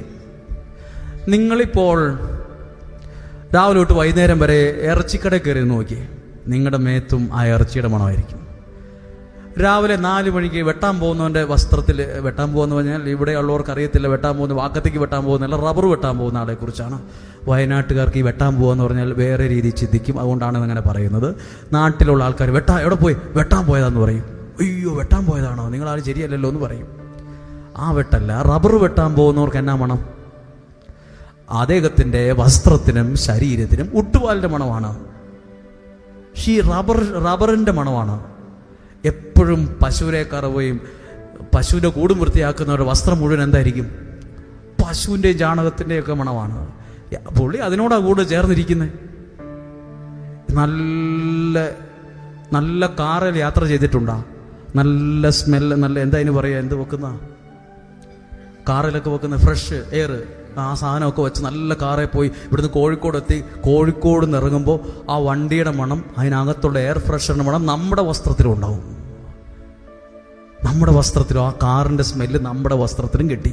നമ്മൾ എന്തിനോടോ അതല്ല ജോൺ കഴിഞ്ഞ പ്രാവശ്യം പറഞ്ഞേ, മുല്ലപ്പൂമ്പൊടി ഏറ്റ് കിടക്കും, താഴെ കിടക്കുന്നത് വെറും കല്ലാണ്, അതിനും പോലും കിട്ടും അതിൻ്റെ ഒരു സുഗന്ധം.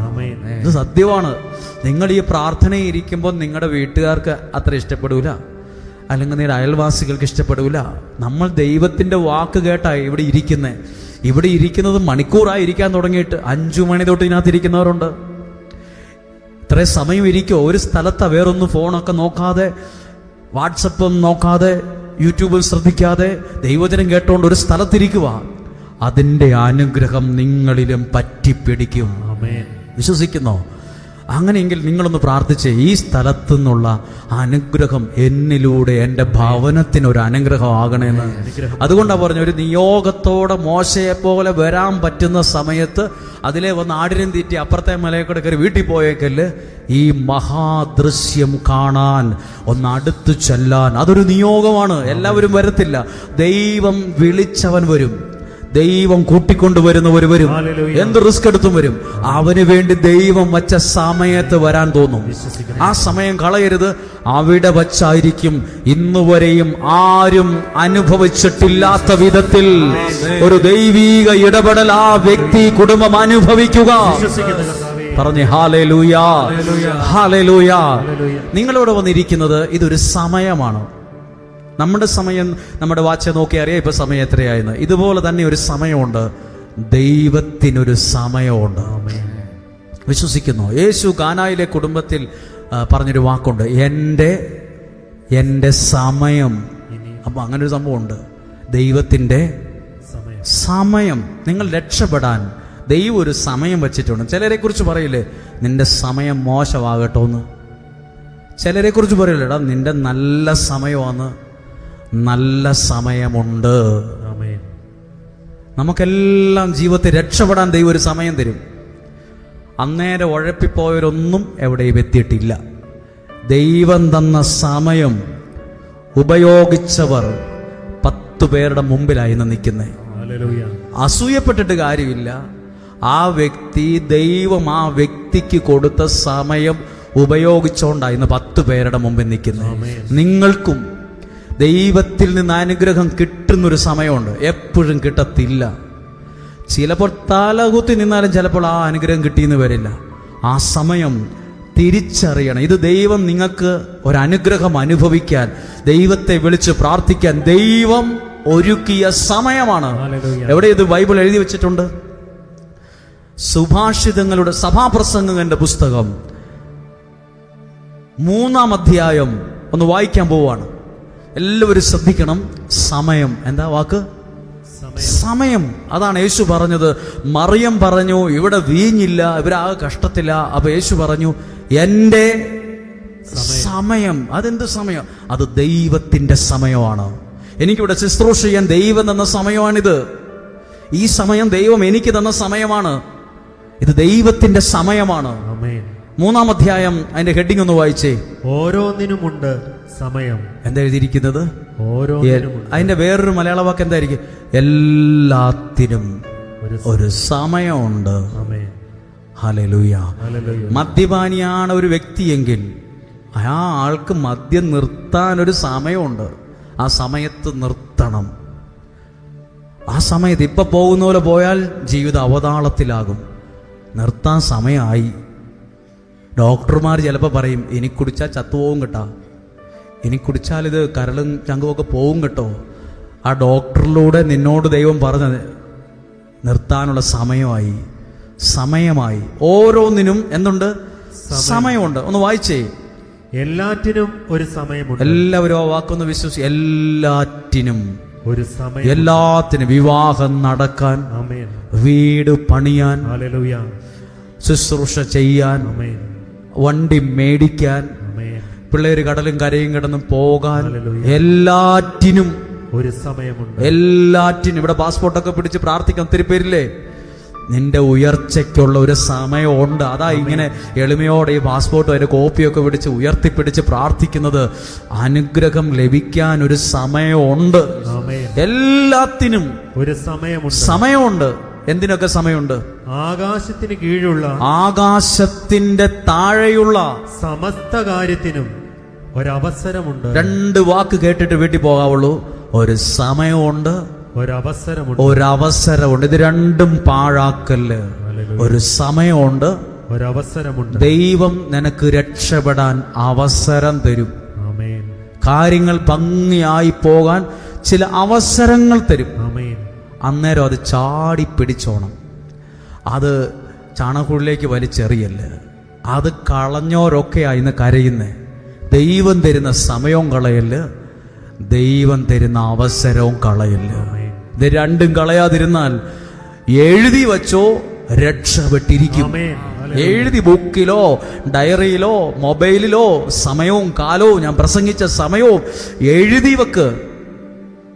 ഇങ്ങനെ സത്യമായും ദൈവം തരുന്ന സമയവും അവസരവും ഉപയോഗിക്കുന്നവർ ലജ്ജിക്കാൻ ഇടവരില്ല. എഴുതി വെച്ചോ, രക്ഷപ്പെട്ടിരിക്കും. കാരണം ദൈവം തന്ന സമയവും ദൈവം തന്ന അവസരവും കൃത്യമായി ഉപയോഗിക്കുമ്പോൾ ആ വീട് രക്ഷപ്പെട്ടിരിക്കും. പലരും ആ സമയം ഉപയോഗിച്ചിട്ടില്ല. പലരും അന്നേരം നന്നായിട്ട് അങ്ങ് ഉഴപ്പി, കൂട്ടുകൂടി, താളം തുള്ളി, അങ്ങോട്ട് പോയി ഇങ്ങോട്ട് പോയി, ഇങ്ങനെ ആഘോഷവും പാട്ടുമായിട്ടൊക്കെ നടന്നു. ഇപ്പോൾ ആളുമില്ല, അർത്ഥവുമില്ല. എന്നിട്ട് അവർ പറയുന്നുണ്ട് എനിക്ക് എവിടെ എത്താൻ പറ്റിയില്ല, എൻ്റെ കൂടെയുള്ളവരൊക്കെ അങ്ങ് എത്തി. ദൈവം തരുന്ന സമയവും ദൈവം തരുന്ന അവസരവും ഉപയോഗിക്കണം. ഇത് നിങ്ങളുടെ പിള്ളേരോടും പറയണം. ഇവിടെ ഇരിക്കുന്ന അമ്മമാർ, അപ്പന്മാർ, അപ്പച്ചന്മാർ, നിങ്ങളുടെ പിള്ളേരോടും പറയണം. ദൈവം തരുന്ന സമയവും ദൈവം തരുന്ന അവസരവും കളയല്. മറക്കാതെ പറയുമോ? ഇന്ന് വീട്ടിൽ ചെല്ലുമ്പോൾ നിങ്ങളുടെ പിള്ളേരോട് നല്ല സമയത്ത് പറയണം. പരീക്ഷയ്ക്ക് എഴുതുന്ന കൊച്ച്, അല്ല പരീക്ഷയ്ക്ക് ഒരുങ്ങുന്ന ഒരാൾ ഉഴപ്പിയാൽ ജയിക്കുമോ ഇല്ലയോ? പരീക്ഷയ്ക്ക് ഒരുങ്ങേണ്ട സമയം, പഠിക്കേണ്ട സമയം അന്നേരം ഫോണിൽ കുത്തിക്കൊണ്ടിരുന്നു. അന്ന് യൂട്യൂബോ ഇൻസ്റ്റഗ്രാമിലോ ഒക്കെ കളിച്ചോണ്ടിരുന്നു, ചുമ്മാ കണ്ടോണ്ടിരുന്നു. എന്നിട്ട് മാർക്ക് കുറഞ്ഞു. ദൈവം തന്ന സമയവും അവസരവും പ്രയോജനപ്പെടുത്തോണ്ടാ പരീക്ഷയെ തോറ്റുപോയത്. അത് ഉപയോഗിച്ചായിരുന്നെങ്കിൽ നല്ല മാർക്ക് കിട്ടിയേനെ. ഇതുപോലെ തന്നെയാണ് പ്രാർത്ഥിക്കാൻ, ദൈവത്തെ ആരാധിക്കാൻ സമയമുണ്ട്, അവസരമുണ്ട്. അതൊരു അനുഗ്രഹത്തിന് കാരണമാകും. ഒന്ന് കരമുയർത്തി ഉറക്കിയെന്ന് പറഞ്ഞേ ഹല്ലേലൂയാ, ഹല്ലേലൂയാ. 2-ാമത്തെ വാക്യം വായിച്ചേ.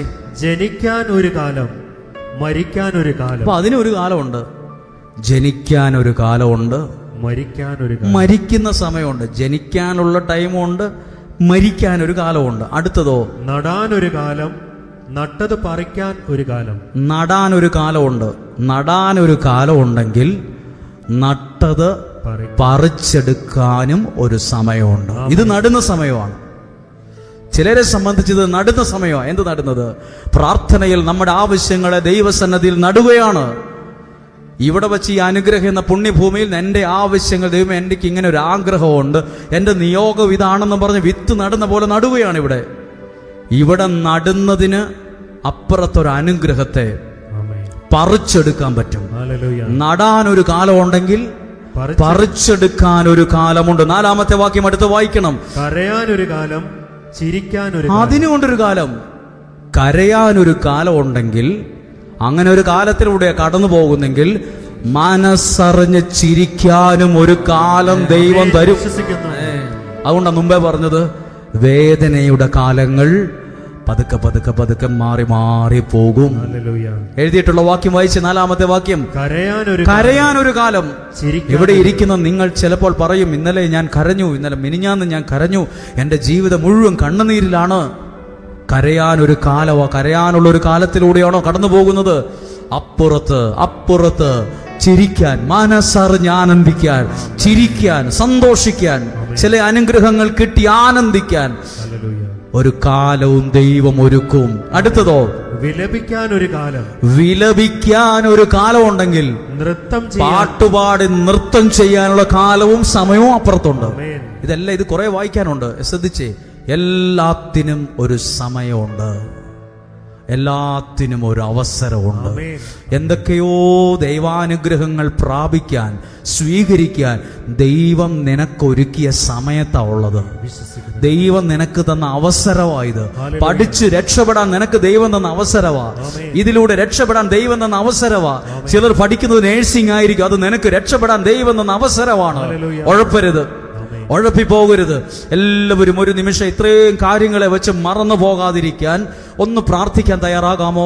മുമ്പിലുള്ളവർ, താഴെ ഇരിക്കുന്നവർ, സ്ക്രീനിൽ ഇരിക്കുന്നവർ, ചാപ്പലിൽ ഇരിക്കുന്നവർ, സൈഡ് വരാന്തകളിൽ ഇരിക്കുന്നവർ, താഴ്ഭാഗങ്ങളിലൊക്കെയും ഇരിക്കുന്ന എല്ലാവരും കേട്ടെ, നിങ്ങൾക്ക് രക്ഷപ്പെടാൻ ദൈവം ഒരു സമയം ഒരുക്കുന്നുണ്ട്. നിങ്ങൾക്ക് ഇന്ന് കരയാനുള്ള ഒരു കാലമാണെങ്കിൽ, ഇന്ന് സങ്കടപ്പെടാൻ ഒരു കാലമാണെങ്കിൽ, ഇതാ വേദപുസ്തകം പറയുന്നു, സന്തോഷിക്കാൻ, ആനന്ദിക്കാൻ, നൃത്തം ചെയ്യാൻ ഒരു കാലം, ഒരു സമയം ദൈവം തരും. ദൈവം തരും. എനിക്ക് ദൈവം രക്ഷപ്പെടാൻ ഒരു സമയം തരും, ഒരു അവസരം തരും. ദൈവം തരുന്ന സമയവും ദൈവം തന്ന അവസരവും ഞാൻ കളയത്തില്ല. ഒന്ന് പറഞ്ഞേ ഹല്ലേലൂയ. ആ കരമൊന്ന് ഹൃദയത്തോട് ചേർത്ത് വെച്ചെന്ന് എല്ലാവരും പ്രാർത്ഥിച്ചേ. ദൈവം തന്ന സമയവും ദൈവം തന്ന അവസരവും ഞാൻ കളയുകയില്ല. പറഞ്ഞേ, ദൈവം തന്ന സമയവും ദൈവം തന്ന അവസരവും. ഇതൊക്കെ പറയുമ്പോൾ ഓർക്കണം, പൈസ ഉണ്ടാക്കാൻ ഒരു സമയവും അവസരവും ദൈവം തരും. വീട് വെക്കാൻ സമയവും അവസരവും ദൈവം തരും. നന്നായി മുന്നോട്ട് പോകാൻ സമയവും അവസരവും ദൈവം തരും. ശുശ്രൂഷയിൽ വളരാൻ ദൈവ സമയം അവസരവും തരും. വചനം വായിച്ച് പഠിച്ച് വളരാൻ ദൈവ സമയം അവസരം തരും. അന്നേരം എല്ലാത്തിനും നെഗറ്റീവും പറഞ്ഞ്, വിമർശിച്ച്, കുറ്റവും പറഞ്ഞ്, ചീത്തയും പറഞ്ഞ്, ഭ്രാഗി ശപിച്ചു പോയാൽ ആ സമയവും അവസരവും കടന്നു പോകും. എന്നിട്ട് പിന്നെ കരയരുത്. കരയാൻ ഒരു കാലം ഉണ്ടെങ്കിൽ ആനന്ദിക്കാൻ, സന്തോഷിക്കാൻ, നൃത്തം ചെയ്യാൻ ഒരു സമയം ദൈവമുണ്ട്.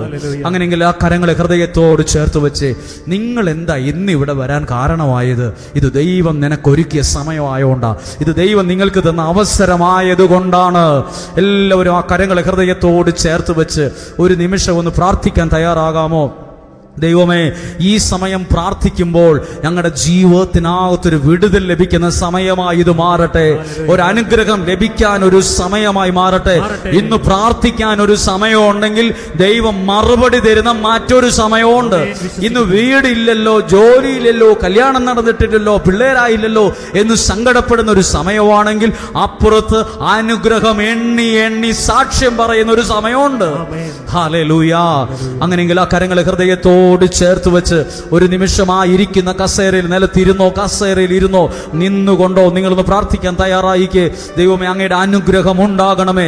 ഒന്നെല്ലാവരും ഒന്ന് സ്തുതിച്ച് പ്രാർത്ഥിച്ചേ. ഹല്ലേലൂയ. എല്ലാവരും ചേർന്നൊന്ന് പ്രാർത്ഥിക്കുമോ? ദൈവത്തിന്റെ സമയത്ത്, ദൈവം നൽകിയ അവസരം, ദൈവമേ എനിക്ക് ഇവിടെ വരാൻ ദൈവം ഒരുക്കിയ അവസരത്തിന് ഞാൻ നന്ദി. എനിക്കിങ്ങനെ പ്രാർത്ഥിക്കാൻ ഒരു സമയം തന്നതിന് നന്ദി. പ്രാർത്ഥിക്കാൻ ഒരു സമയമുണ്ടെങ്കിൽ അതിന് മറുപടി തരുന്ന ഒരു സമയമുണ്ട്. മറുപടി തരുന്ന ഒരു സമയമുണ്ട്. സമയം ഇന്ന് പ്രാർത്ഥിച്ച പ്രാർത്ഥനയ്ക്ക് നാളുകളിൽ ഒരു മറുപടി മറുപടി മറുപടി ദൈവം തന്നിരിക്കും.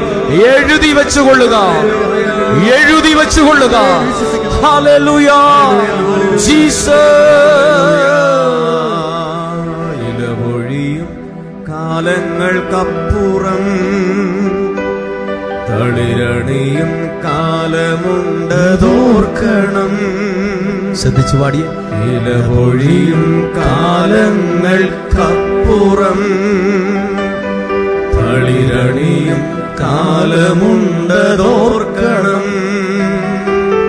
കവിളിലൂടൊഴുകുന്ന ഒരു സമയമുണ്ട്. നീരിനപ്പുറം പുഞ്ചിരിയുണ്ടെന്നതും ഓർക്കണം. കവിളിലൂടൊഴുകുന്ന കണ്ണീരിനപ്പുറം പുഞ്ചിരിയുണ്ടെന്നതും ഓർക്കണം. പ്രത്യാശയോടെ നീ ദൈവത്തെ നോക്കി പറഞ്ഞ് ഉത്തരം നൽകുമെന്നറിഞ്ഞിടേണം. പറഞ്ഞ് പ്രത്യാശയോടെ നീ ദൈവത്തെ നോക്കിയ ഉത്തരം നൽകുമെന്നറിഞ്ഞിടേണം. പറഞ്ഞ് പ്രത്യാശയോടെ നീ ദൈവത്തെ നോക്കിയ ഉത്തരം നൽകുമെന്നറിഞ്ഞിടേണം. അവൻ ഉത്തരം നൽകുമെന്നറിഞ്ഞിടേണം. ഹല്ലേലൂയാ. ഒരു കരം ഉയർത്തി പറയുമോ ഹല്ലേലൂയാ. എല്ലാവരും ഒന്നും മനസ്സിലായോ? ഈ വേദവാക്യവും വചനമൊക്കെ മനസ്സിലായോ?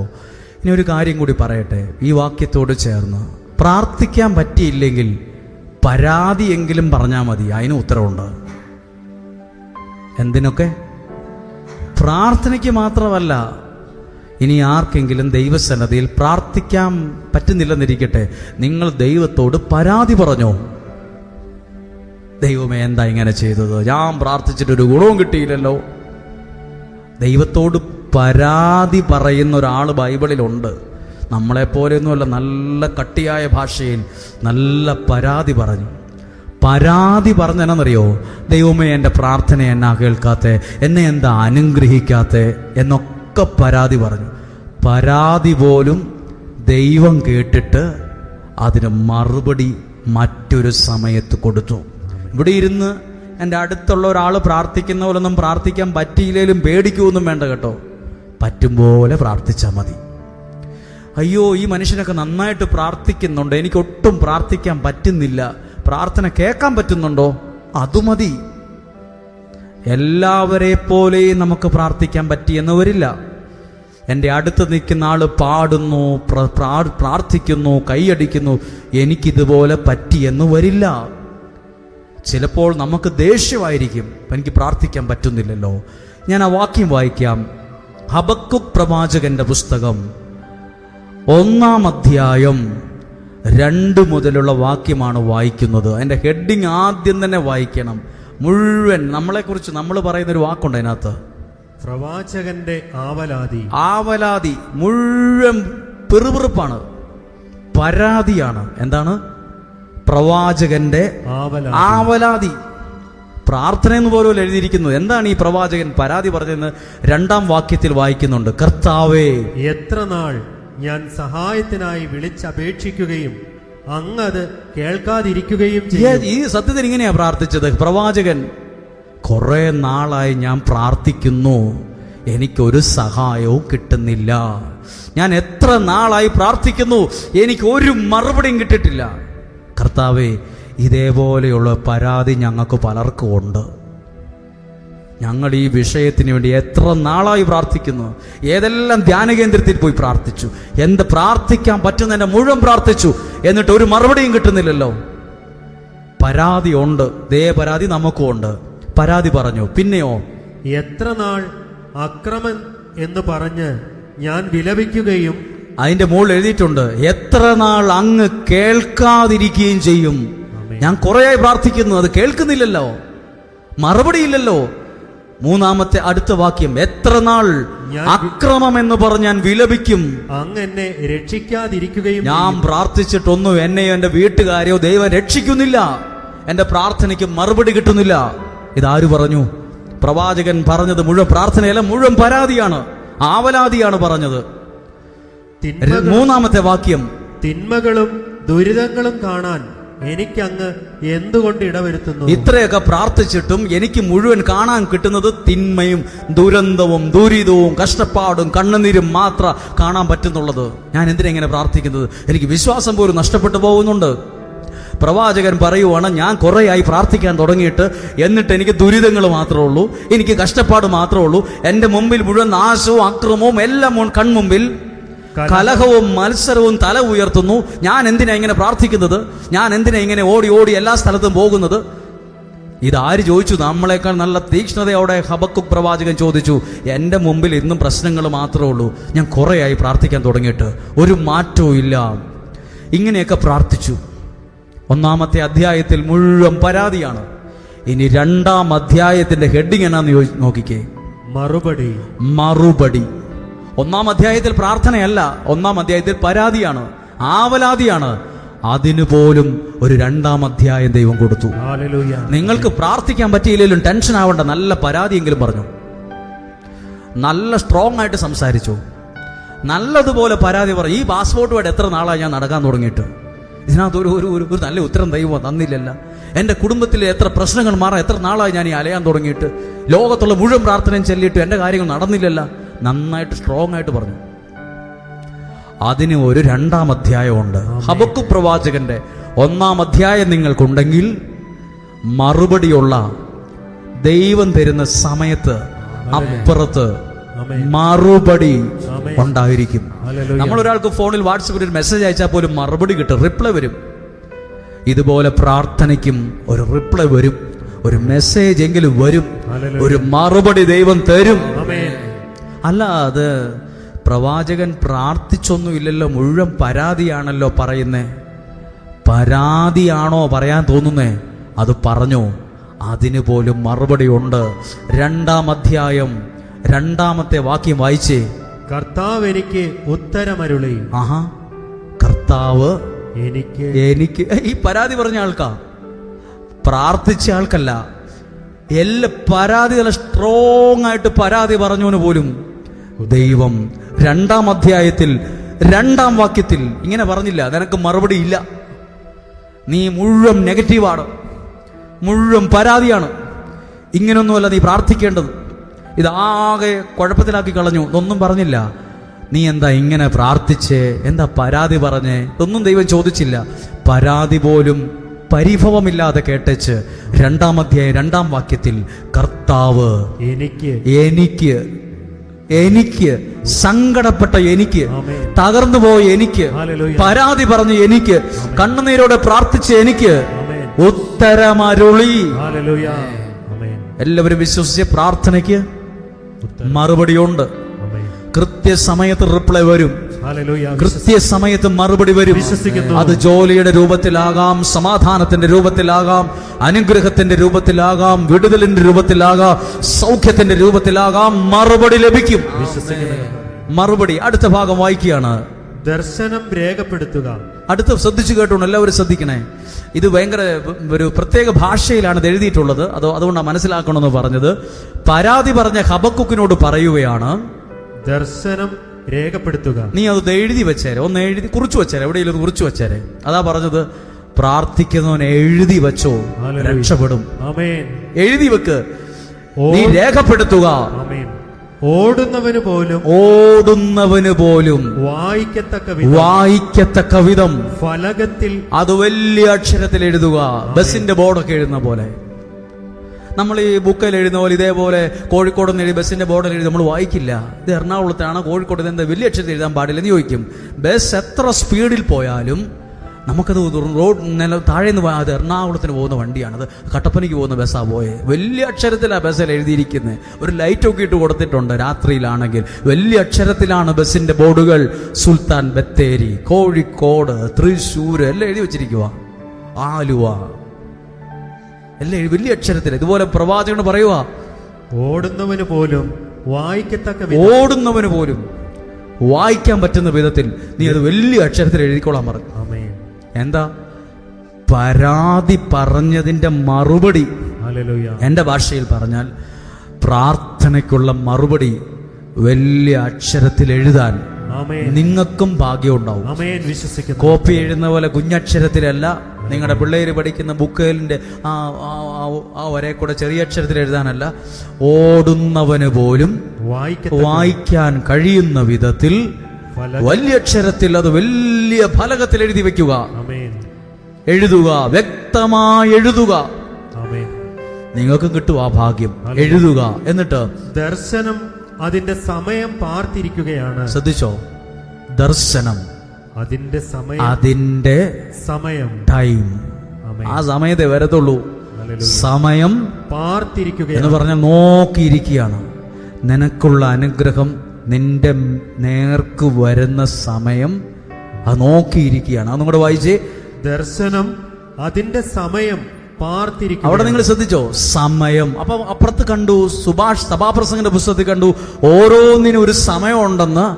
ആ സമയത്ത് വരാൻ വേണ്ടി, അതിനുവേണ്ടി പാർത്തിരിക്കുക, കാത്തിരിക്കുക. ആ വാക്ക് അതിന്റെ അർത്ഥം അതാണ്, കാത്തിരിക്കുക. നിങ്ങൾക്ക് തെറിയും പറഞ്ഞ് ചീത്തയും പറഞ്ഞ് പ്രാർത്ഥിച്ചിട്ടൊന്നും ഗുണമില്ല എന്നും പറഞ്ഞ് എടുത്തെറിഞ്ഞിട്ട് പോകാൻ വരട്ടെ. വെയിറ്റ്, ഇച്ചിരി നേരം കാത്തിരിക്കുക. നീ ഹബക്കുക്ക് പ്രവാചകനോട് പറഞ്ഞു, സുഹൃത്തെ കാത്തിരിക്കുക. ദർശനം അതിന്റെ സമയം പാർത്തിരിക്കുകയാണ്. ആമേൻ. ആ സമയം അടുത്തുകൊണ്ടിരിക്കുന്നു. ആ വാക്ക് നോക്ക്. നീ അനുഗ്രഹിക്കപ്പെടാനുള്ള സമയം അടുത്തോണ്ടിരിക്കുക. ബത്തേരി ബസ് ഇറങ്ങിയിട്ടുണ്ട്, ഇപ്പം വടുവഞ്ചാൽ ബസ്സിന് കയറി ഇങ്ങ് വരും എന്ന് പറയുന്ന പോലെ അരമണിക്കൂറിനുള്ളിൽ വരും. ഇവിടുന്ന് സുൽത്താൻ ബത്തേരി വരെ 40 മിനിറ്റ് പോയാൽ മതി. കാറിനാണ് അരമണിക്കൂർ. അത് അടുത്തോണ്ടിരിക്കുവാണ്. നിങ്ങളുടെ വീട്ടിലൊക്കെ ആൾക്കാർ വരുമ്പോൾ അങ്ങനെയല്ലേ? നിങ്ങൾ എവിടം വരെ എത്തി? ഞങ്ങൾ ഇവിടം വരെ എത്തി, 15 മിനിറ്റിൽ എത്തും. അപ്പൊ നമുക്കൊരു വെപ്രാള ഓട്ടോ ഒക്കെ, അയ്യോ 15 മിനിറ്റ് കൊണ്ട് അവർ വരും. അത് അടുത്തോണ്ടിരിക്കുകയാണ്. നിങ്ങളെല്ലാവരും കേട്ടെ, ഈ ആലയത്തിൽ വന്ന് പ്രാർത്ഥിക്കുന്ന എല്ലാവരും കേട്ടെ, നിങ്ങൾക്കുള്ള അനുഗ്രഹം അടുത്തോണ്ടിരിക്കുക. അതുകൊണ്ടാണ് ഇവിടെ വന്നേ. വിശ്വസിക്കുന്നു. അധികം വൈകാതെ അത് എൻ്റെ കയ്യിൽ വരും. ആരുടെ അടുത്തേക്ക് അടുത്തോണ്ടിരുന്നേ? പ്രാർത്ഥിക്കുന്ന ഹബക്കുക്കിന്റെ അടുത്തേക്കല്ല. മുഴുവൻ ഒരു പാരഗ്രാഫ് മുഴുവൻ ഈ പ്രവാചകൻ പരാതിയാ പറഞ്ഞേ. അതുകൊണ്ട് അവിടെ ഇരിക്കുന്നവർ നിങ്ങൾ പറയും, കുറെ നാളായി പ്രാർത്ഥിക്കാൻ തുടങ്ങിയിട്ട് ഞാൻ നിർത്തുവാണ്, എനിക്കിതിലൊന്ന് വിശ്വാസം നഷ്ടപ്പെട്ടുകൊണ്ടിരിക്കുക. നല്ല സ്ട്രോങ് ആയിട്ട് നിങ്ങൾ പറഞ്ഞു. അതിനും മറുപടിയുണ്ട്. ആരെങ്കിലും പരാതി പറയുന്ന കേട്ട്, ആരെയും വഴക്ക് പറയേണ്ട കേട്ട പുള്ളി നന്നായിട്ട് പറഞ്ഞോട്ടെ. ഹബക്കുക്ക് പ്രവാചകൻ സ്ട്രോങ് ആയിട്ടാ സംസാരിച്ച്. അതുകൊണ്ട് എന്നിട്ട് പറയുവാണ്, അത് നിന്റെ അടുത്തേക്ക്, അത് അടുത്തോണ്ടിരിക്കുവാണ്. അത് അടുത്തോണ്ടിരിക്കുക. നിങ്ങളിപ്പോ ആ രാജ്യത്ത് പോകാൻ ഇനി എന്നാ ചെയ്യണ്ടേ? ആ അനുഗ്രഹം നിന്റെ അടുത്തേക്ക് ഇങ്ങനെ അടുത്തോണ്ടിരിക്കുക. വേഗത്തിൽ പോകാൻ വരട്ടെ. അടുത്തോണ്ടിരിക്കുകയാണ്. അടുത്ത ഭാഗം, അതിന് മാറ്റമുണ്ടാവുകയില്ല. അങ്ങനെ എഴുതിയിട്ടുണ്ട്. അതിന് മാറ്റമുണ്ടാവുകയില്ല. നിന്റെ അടുത്തേക്ക് അത് വരും. അതിന് മാറ്റമുണ്ടാകത്തില്ല. 2-3 വാക്ക് പിടികിട്ടിയോ? ആ സമയത്ത് അത് അടുത്തോണ്ടിരിക്കുവാണ്. അതിന് മാറ്റമുണ്ടാവുകയില്ല. ഇനി അഥവാ വൈകുന്നെങ്കിൽ, ശ്രദ്ധിച്ചോ, ഇനി അഥവാ വൈകിപ്പോയെങ്കിൽ, തിങ്കളാഴ്ച വരേണ്ട കാര്യമാ, ചൊവ്വാഴ്ചയായിട്ട് വന്നിട്ടില്ല, അത് വൈകുന്നെങ്കിൽ അതിനായി കാത്തിരിക്കുക. ഒന്നും കൂടെ വായിക്കുക. അതിനു വേണ്ടി, ആ അനുഗ്രഹത്തിന് വേണ്ടി, ആ നന്മ നിന്റെ അടുത്ത് വരാൻ വേണ്ടി കാത്തിരിക്കുക. അത്രയൊക്കെ ചെയ്യാൻ പറ്റുമോ? എഴുതി വെച്ചോ. നിങ്ങളൊരു സാക്ഷ്യത്തെ പറയാൻ ഒരു സാക്ഷ്യം ദൈവം നിന്റെ കയ്യിൽ തരും, നിങ്ങളുടെ കയ്യിൽ തരും. മാടി കൂടാതെ ഇവിടെ നിന്ന് പറയാൻ ഒരു സാക്ഷ്യം തരും. അഥവാ നിങ്ങൾ പ്രാർത്ഥിച്ച ഏതെങ്കിലും കാര്യം വൈകുന്നുവോ, തെറി പറഞ്ഞു പോകാൻ വരട്ടെ, ഇനി ഇവിടെയൊന്നും പ്രാർത്ഥിച്ചിട്ടൊന്നും ഗുണമില്ല എന്ന് പറയാൻ വരട്ടെ, അതിനു വേണ്ടി കാത്തിരിക്കുക. ഒന്നും കൂടെ വായിച്ചേ. ആ ദർശനം അതിന്റെ സമയം കാത്തിരിക്കുകയാണ്. ആ സമയം അടുത്തോണ്ടിരിക്കുവാണ്. അതിനൊരു മാറ്റം ഉണ്ടായിരിക്കുകയില്ല. അത് അഥവാ വൈകുന്നതുണ്ട്. നീ ഇത്രയൊക്കെ പ്രാർത്ഥിച്ചിട്ട് എന്താ ശരിയാകാത്തത്? വിസ റിജക്റ്റ് ആയില്ല, വിസ ശരിയായില്ലല്ലോ, ആ സ്ഥലം വിറ്റില്ലല്ലോ, പുള്ളി പ്രാർത്ഥിച്ചിട്ട് പറഞ്ഞത് വിൽക്കുമെന്നാണല്ലോ, നടന്നില്ലല്ലോ, ജോലി കിട്ടുമെന്ന് പറഞ്ഞിട്ടത് നിനക്ക് കിട്ടിയില്ലല്ലോ. അങ്ങനെ എന്തേലും വൈകുന്നെങ്കിൽ അതിനു വേണ്ടി കാത്തിരിക്കുക. അത് തീർച്ചയായും വരും. പറഞ്ഞേ, അത് തീർച്ചയായും വരും. അത് താമസിക്കുകയില്ല.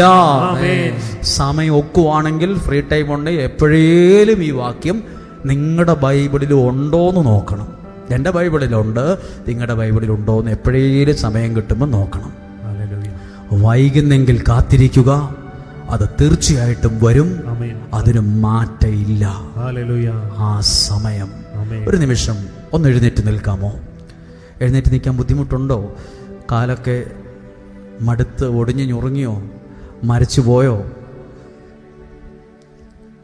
ഒത്തിരി പേര് ഒരാളിരിക്കേണ്ട സ്ഥാനത്ത് 2 പേരൊക്കെയാണ് ഇരിക്കുന്നത്.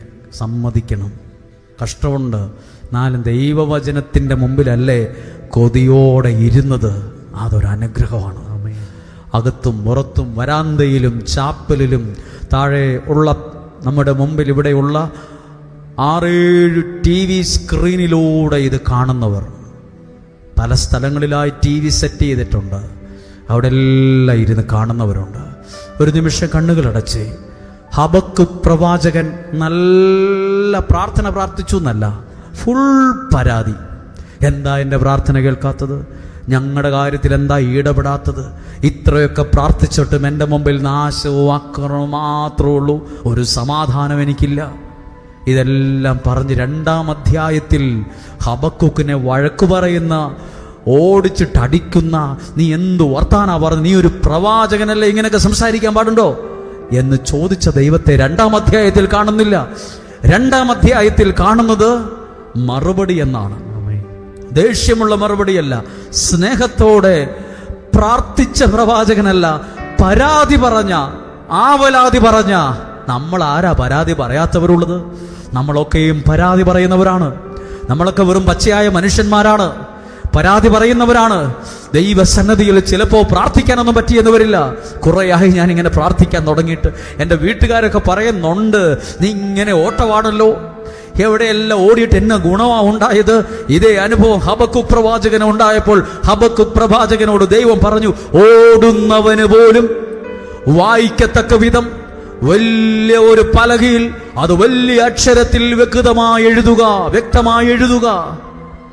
ദർശനം അതിൻ്റെ സമയം പാർത്തിരിക്കുകയാണ്. അത് വരും. അത് വൈകുന്നെങ്കിൽ അതിനുവേണ്ടി കാത്തിരിക്കുക. മാറ്റം ഉണ്ടാവില്ല, തീർച്ചയായും അനുഗ്രഹിക്കപ്പെടും. വിശ്വസിക്കുന്നെങ്കിൽ കണ്ണുകളൊക്കെ നടച്ച് ആ കരങ്ങളെ ഹൃദയത്തോട് ചേർത്ത് വെച്ച് പറഞ്ഞ്, ഞാൻ എൻ്റെ പ്രാർത്ഥന വിഷയത്തിൽ ദൈവത്തിൻ്റെ വലിയൊരു അത്ഭുതം കാണുമെന്ന് പറ. എൻ്റെ വേദനയുടെ കാലം പതുക്കെ മറക്കും. എൻ്റെ വേദനയുടെ കാലം മാറിപ്പോകും. ഒരു വലിയ സൗഖ്യമായി മാറും ഇത്. കുഷ്ഠരോഗി ചോദിച്ചു, എന്ത് ചോദിച്ചു? നിനക്ക് സൗഖ്യമാക്കാൻ മനസ്സുണ്ടെങ്കിൽ അപ്പോൾ അതിനെക്കുറിച്ച് ഒരു ക്ലാസ് ഒന്നും എടുത്തില്ല. യേശു മറുപടി പറഞ്ഞു, എനിക്ക് മനസ്സുണ്ട്. അവൻ കൈ നീട്ടി സ്പർശിച്ചു. യേശു നിങ്ങളെ തൊടുന്ന വലിയൊരു ദൈവാനുഭവം ഉണ്ടാകട്ടെ.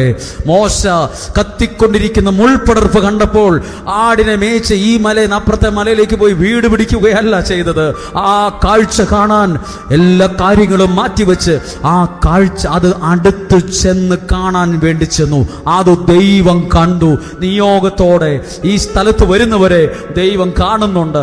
അവിടെ വച്ചാണ് മോശയുടെ ജീവിതത്തിൽ അത്ഭുതകരമായ ഇടപെടലുണ്ടായത്. നിയോഗമുള്ള ഈ സ്ഥലത്ത് വെച്ച് അത്ഭുതകരമായ ദൈവിക ഇടപെടൽ സ്വർഗത്തിലെ ദൈവം നിങ്ങൾക്ക് നൽകുക തന്നെ ചെയ്യും. 2 കരങ്ങളും ഉയർത്തിപ്പിടിച്ച് അധരങ്ങളെ തുറന്ന് ശബ്ദമുയർത്തി എല്ലാവരും ഒന്ന് സ്തുതിച്ച് ശബ്ദമുയർത്തി in Jesus, hallelujah, സ്തുതിച്ച് പ്രാർത്ഥിക്കുന്നു. ദൈവത്തിന്റെ കൃപ വർഷിക്കപ്പെടുവാൻ ദർശനം അതിന്റെ സമയം പാർത്തിരിക്കുകയാണ്. അത് വൈകുന്നെങ്കിൽ അതിനുവേണ്ടി കാത്തിരിക്കുക. തീർച്ചയായും വരും. തീർച്ചയായും നിങ്ങൾ അനുഗ്രഹിക്കപ്പെടും. നിങ്ങൾക്ക് പറയാനൊരു സാക്ഷ്യത്തെ ദൈവം നിങ്ങളുടെ കയ്യിൽ തരും. ഹല്ലേലൂയ. കരമടിച്ചു പാടാമോ?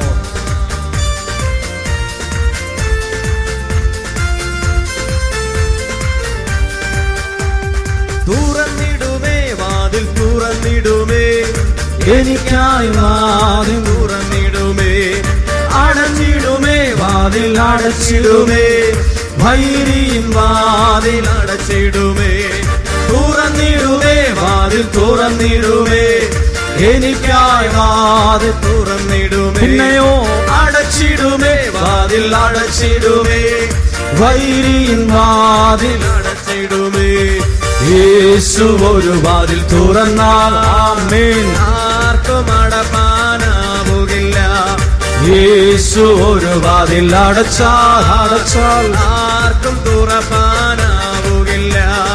യേശു ഒരു വാതിൽ തുറന്നാൽ ആർക്കും അടപ്പാനാവുകില്ല. തുറപ്പാനാവുകില്ല. യേശു ഒരു വാതിൽ അടച്ചാൽ ആർക്കും തുറപ്പാനാവുകില്ല. തുറന്നിടുമേ വാതിൽ തുറന്നിടുമേ, എനിക്കായി വാതിൽ തുറന്നിടുമേ. അടച്ചിടുമേ വാതിൽ അടച്ചിടുമേ, വൈരിൻ വാതിൽ അടച്ചിടുമേ. തുറന്നിടുമേ വാതിൽ തുറന്നിടുമേ, എനിക്കായി വാതിൽ തുറന്നിടുമേ. അടച്ചിടുമേ വാതിൽ അടച്ചിടുമേ, വൈരിൻ വാതിൽ അടച്ചിടുമേ. ആമേൻ. ഹല്ലേലൂയ. നമുക്കൊന്നിരിക്കാം. ഒരു കുഞ്ഞ് സന്തോഷ വാർത്ത പറയട്ടെ. ക്രിസ്മസിന് ഒരുക്കമായ ഒരു സമയത്താണ് നമ്മളുള്ളത്. അപ്പോൾ എല്ലാവർക്കും, എല്ലാ ശുശ്രൂഷകരും ഓരോരുത്തരെ നടുക്കൂടി അങ്ങ് പൊക്കെ, ഏറ്റവും പുറകിൽ 3 സ്ഥലത്തായിട്ട് പൊക്കെ, എല്ലാവർക്കും ഒരു 5 രൂപയുടെയാണെന്ന് തോന്നിക്കുന്ന 2 രൂപയുടെ ഒരു മഞ്ച്, 5 രൂപയുടെയാണെന്ന് തോന്നും, എന്നാൽ 2 രൂപയുള്ളൂ ഒരു മഞ്ച് എല്ലാവർക്കും. അപ്പോൾ അതിനകത്തൊരു കാർഡുണ്ട്, അതൊരു കുഞ്ഞ് പ്രാർത്ഥനയാണ്. അപ്പം കൊടുക്ക ശുശ്രൂഷകരെ വേഗത്തിൽ അത് ഒരു ചെറിയ പാട്ട് പാടുമോ, എന്തെങ്കിലും ഒരു പാട്ടൊക്കെ പാടും. അപ്പോൾ നിങ്ങളുടെ കൈകളിലെത്തും. അപ്പോൾ ഇത് ഇവിടെ തന്നെ എടുത്ത് ഈ തോട് പൊടിച്ച് ആ കൂടി ഇവിടെ തന്നെ ഇടണം. അങ്ങനെ ആരും ഇട്ടേക്കരുത്. നിങ്ങളിത് പോകുമ്പോൾ ദയവ് ചെയ്ത് ഇത് കൊണ്ടുപോവുക. ഇത് നിങ്ങൾക്ക് വീട്ടുകാരെ, ഇത് വലിയ കാര്യമൊന്നുമല്ല. അപ്പം എല്ലാവർക്കും പ്രാർത്ഥിച്ചൊരു മുട്ടായി തരികയാണ്. അതെല്ലാം പരമാവധി വേഗത്തിൽ, അധിക സമയമില്ല, വേഗത്തിൽ അത് 5-6 എണ്ണം ഒരാളുടെ കയ്യിലോട്ട് കൊടുക്കുക. അപ്പോൾ വേഗം അങ്ങോട്ട് പൊക്കോളും, വേഗം അത് പൊക്കോളും. ഇപ്പോൾ ഒരു പാട്ട് പാടുകയാണ്. ദൈവം നിങ്ങളെ അനുഗ്രഹിക്കട്ടെ. നല്ല ക്രിസ്മസിൻ്റെ ആശംസകൾ നേരുന്നു. ദൈവം അനുഗ്രഹിക്കട്ടെ.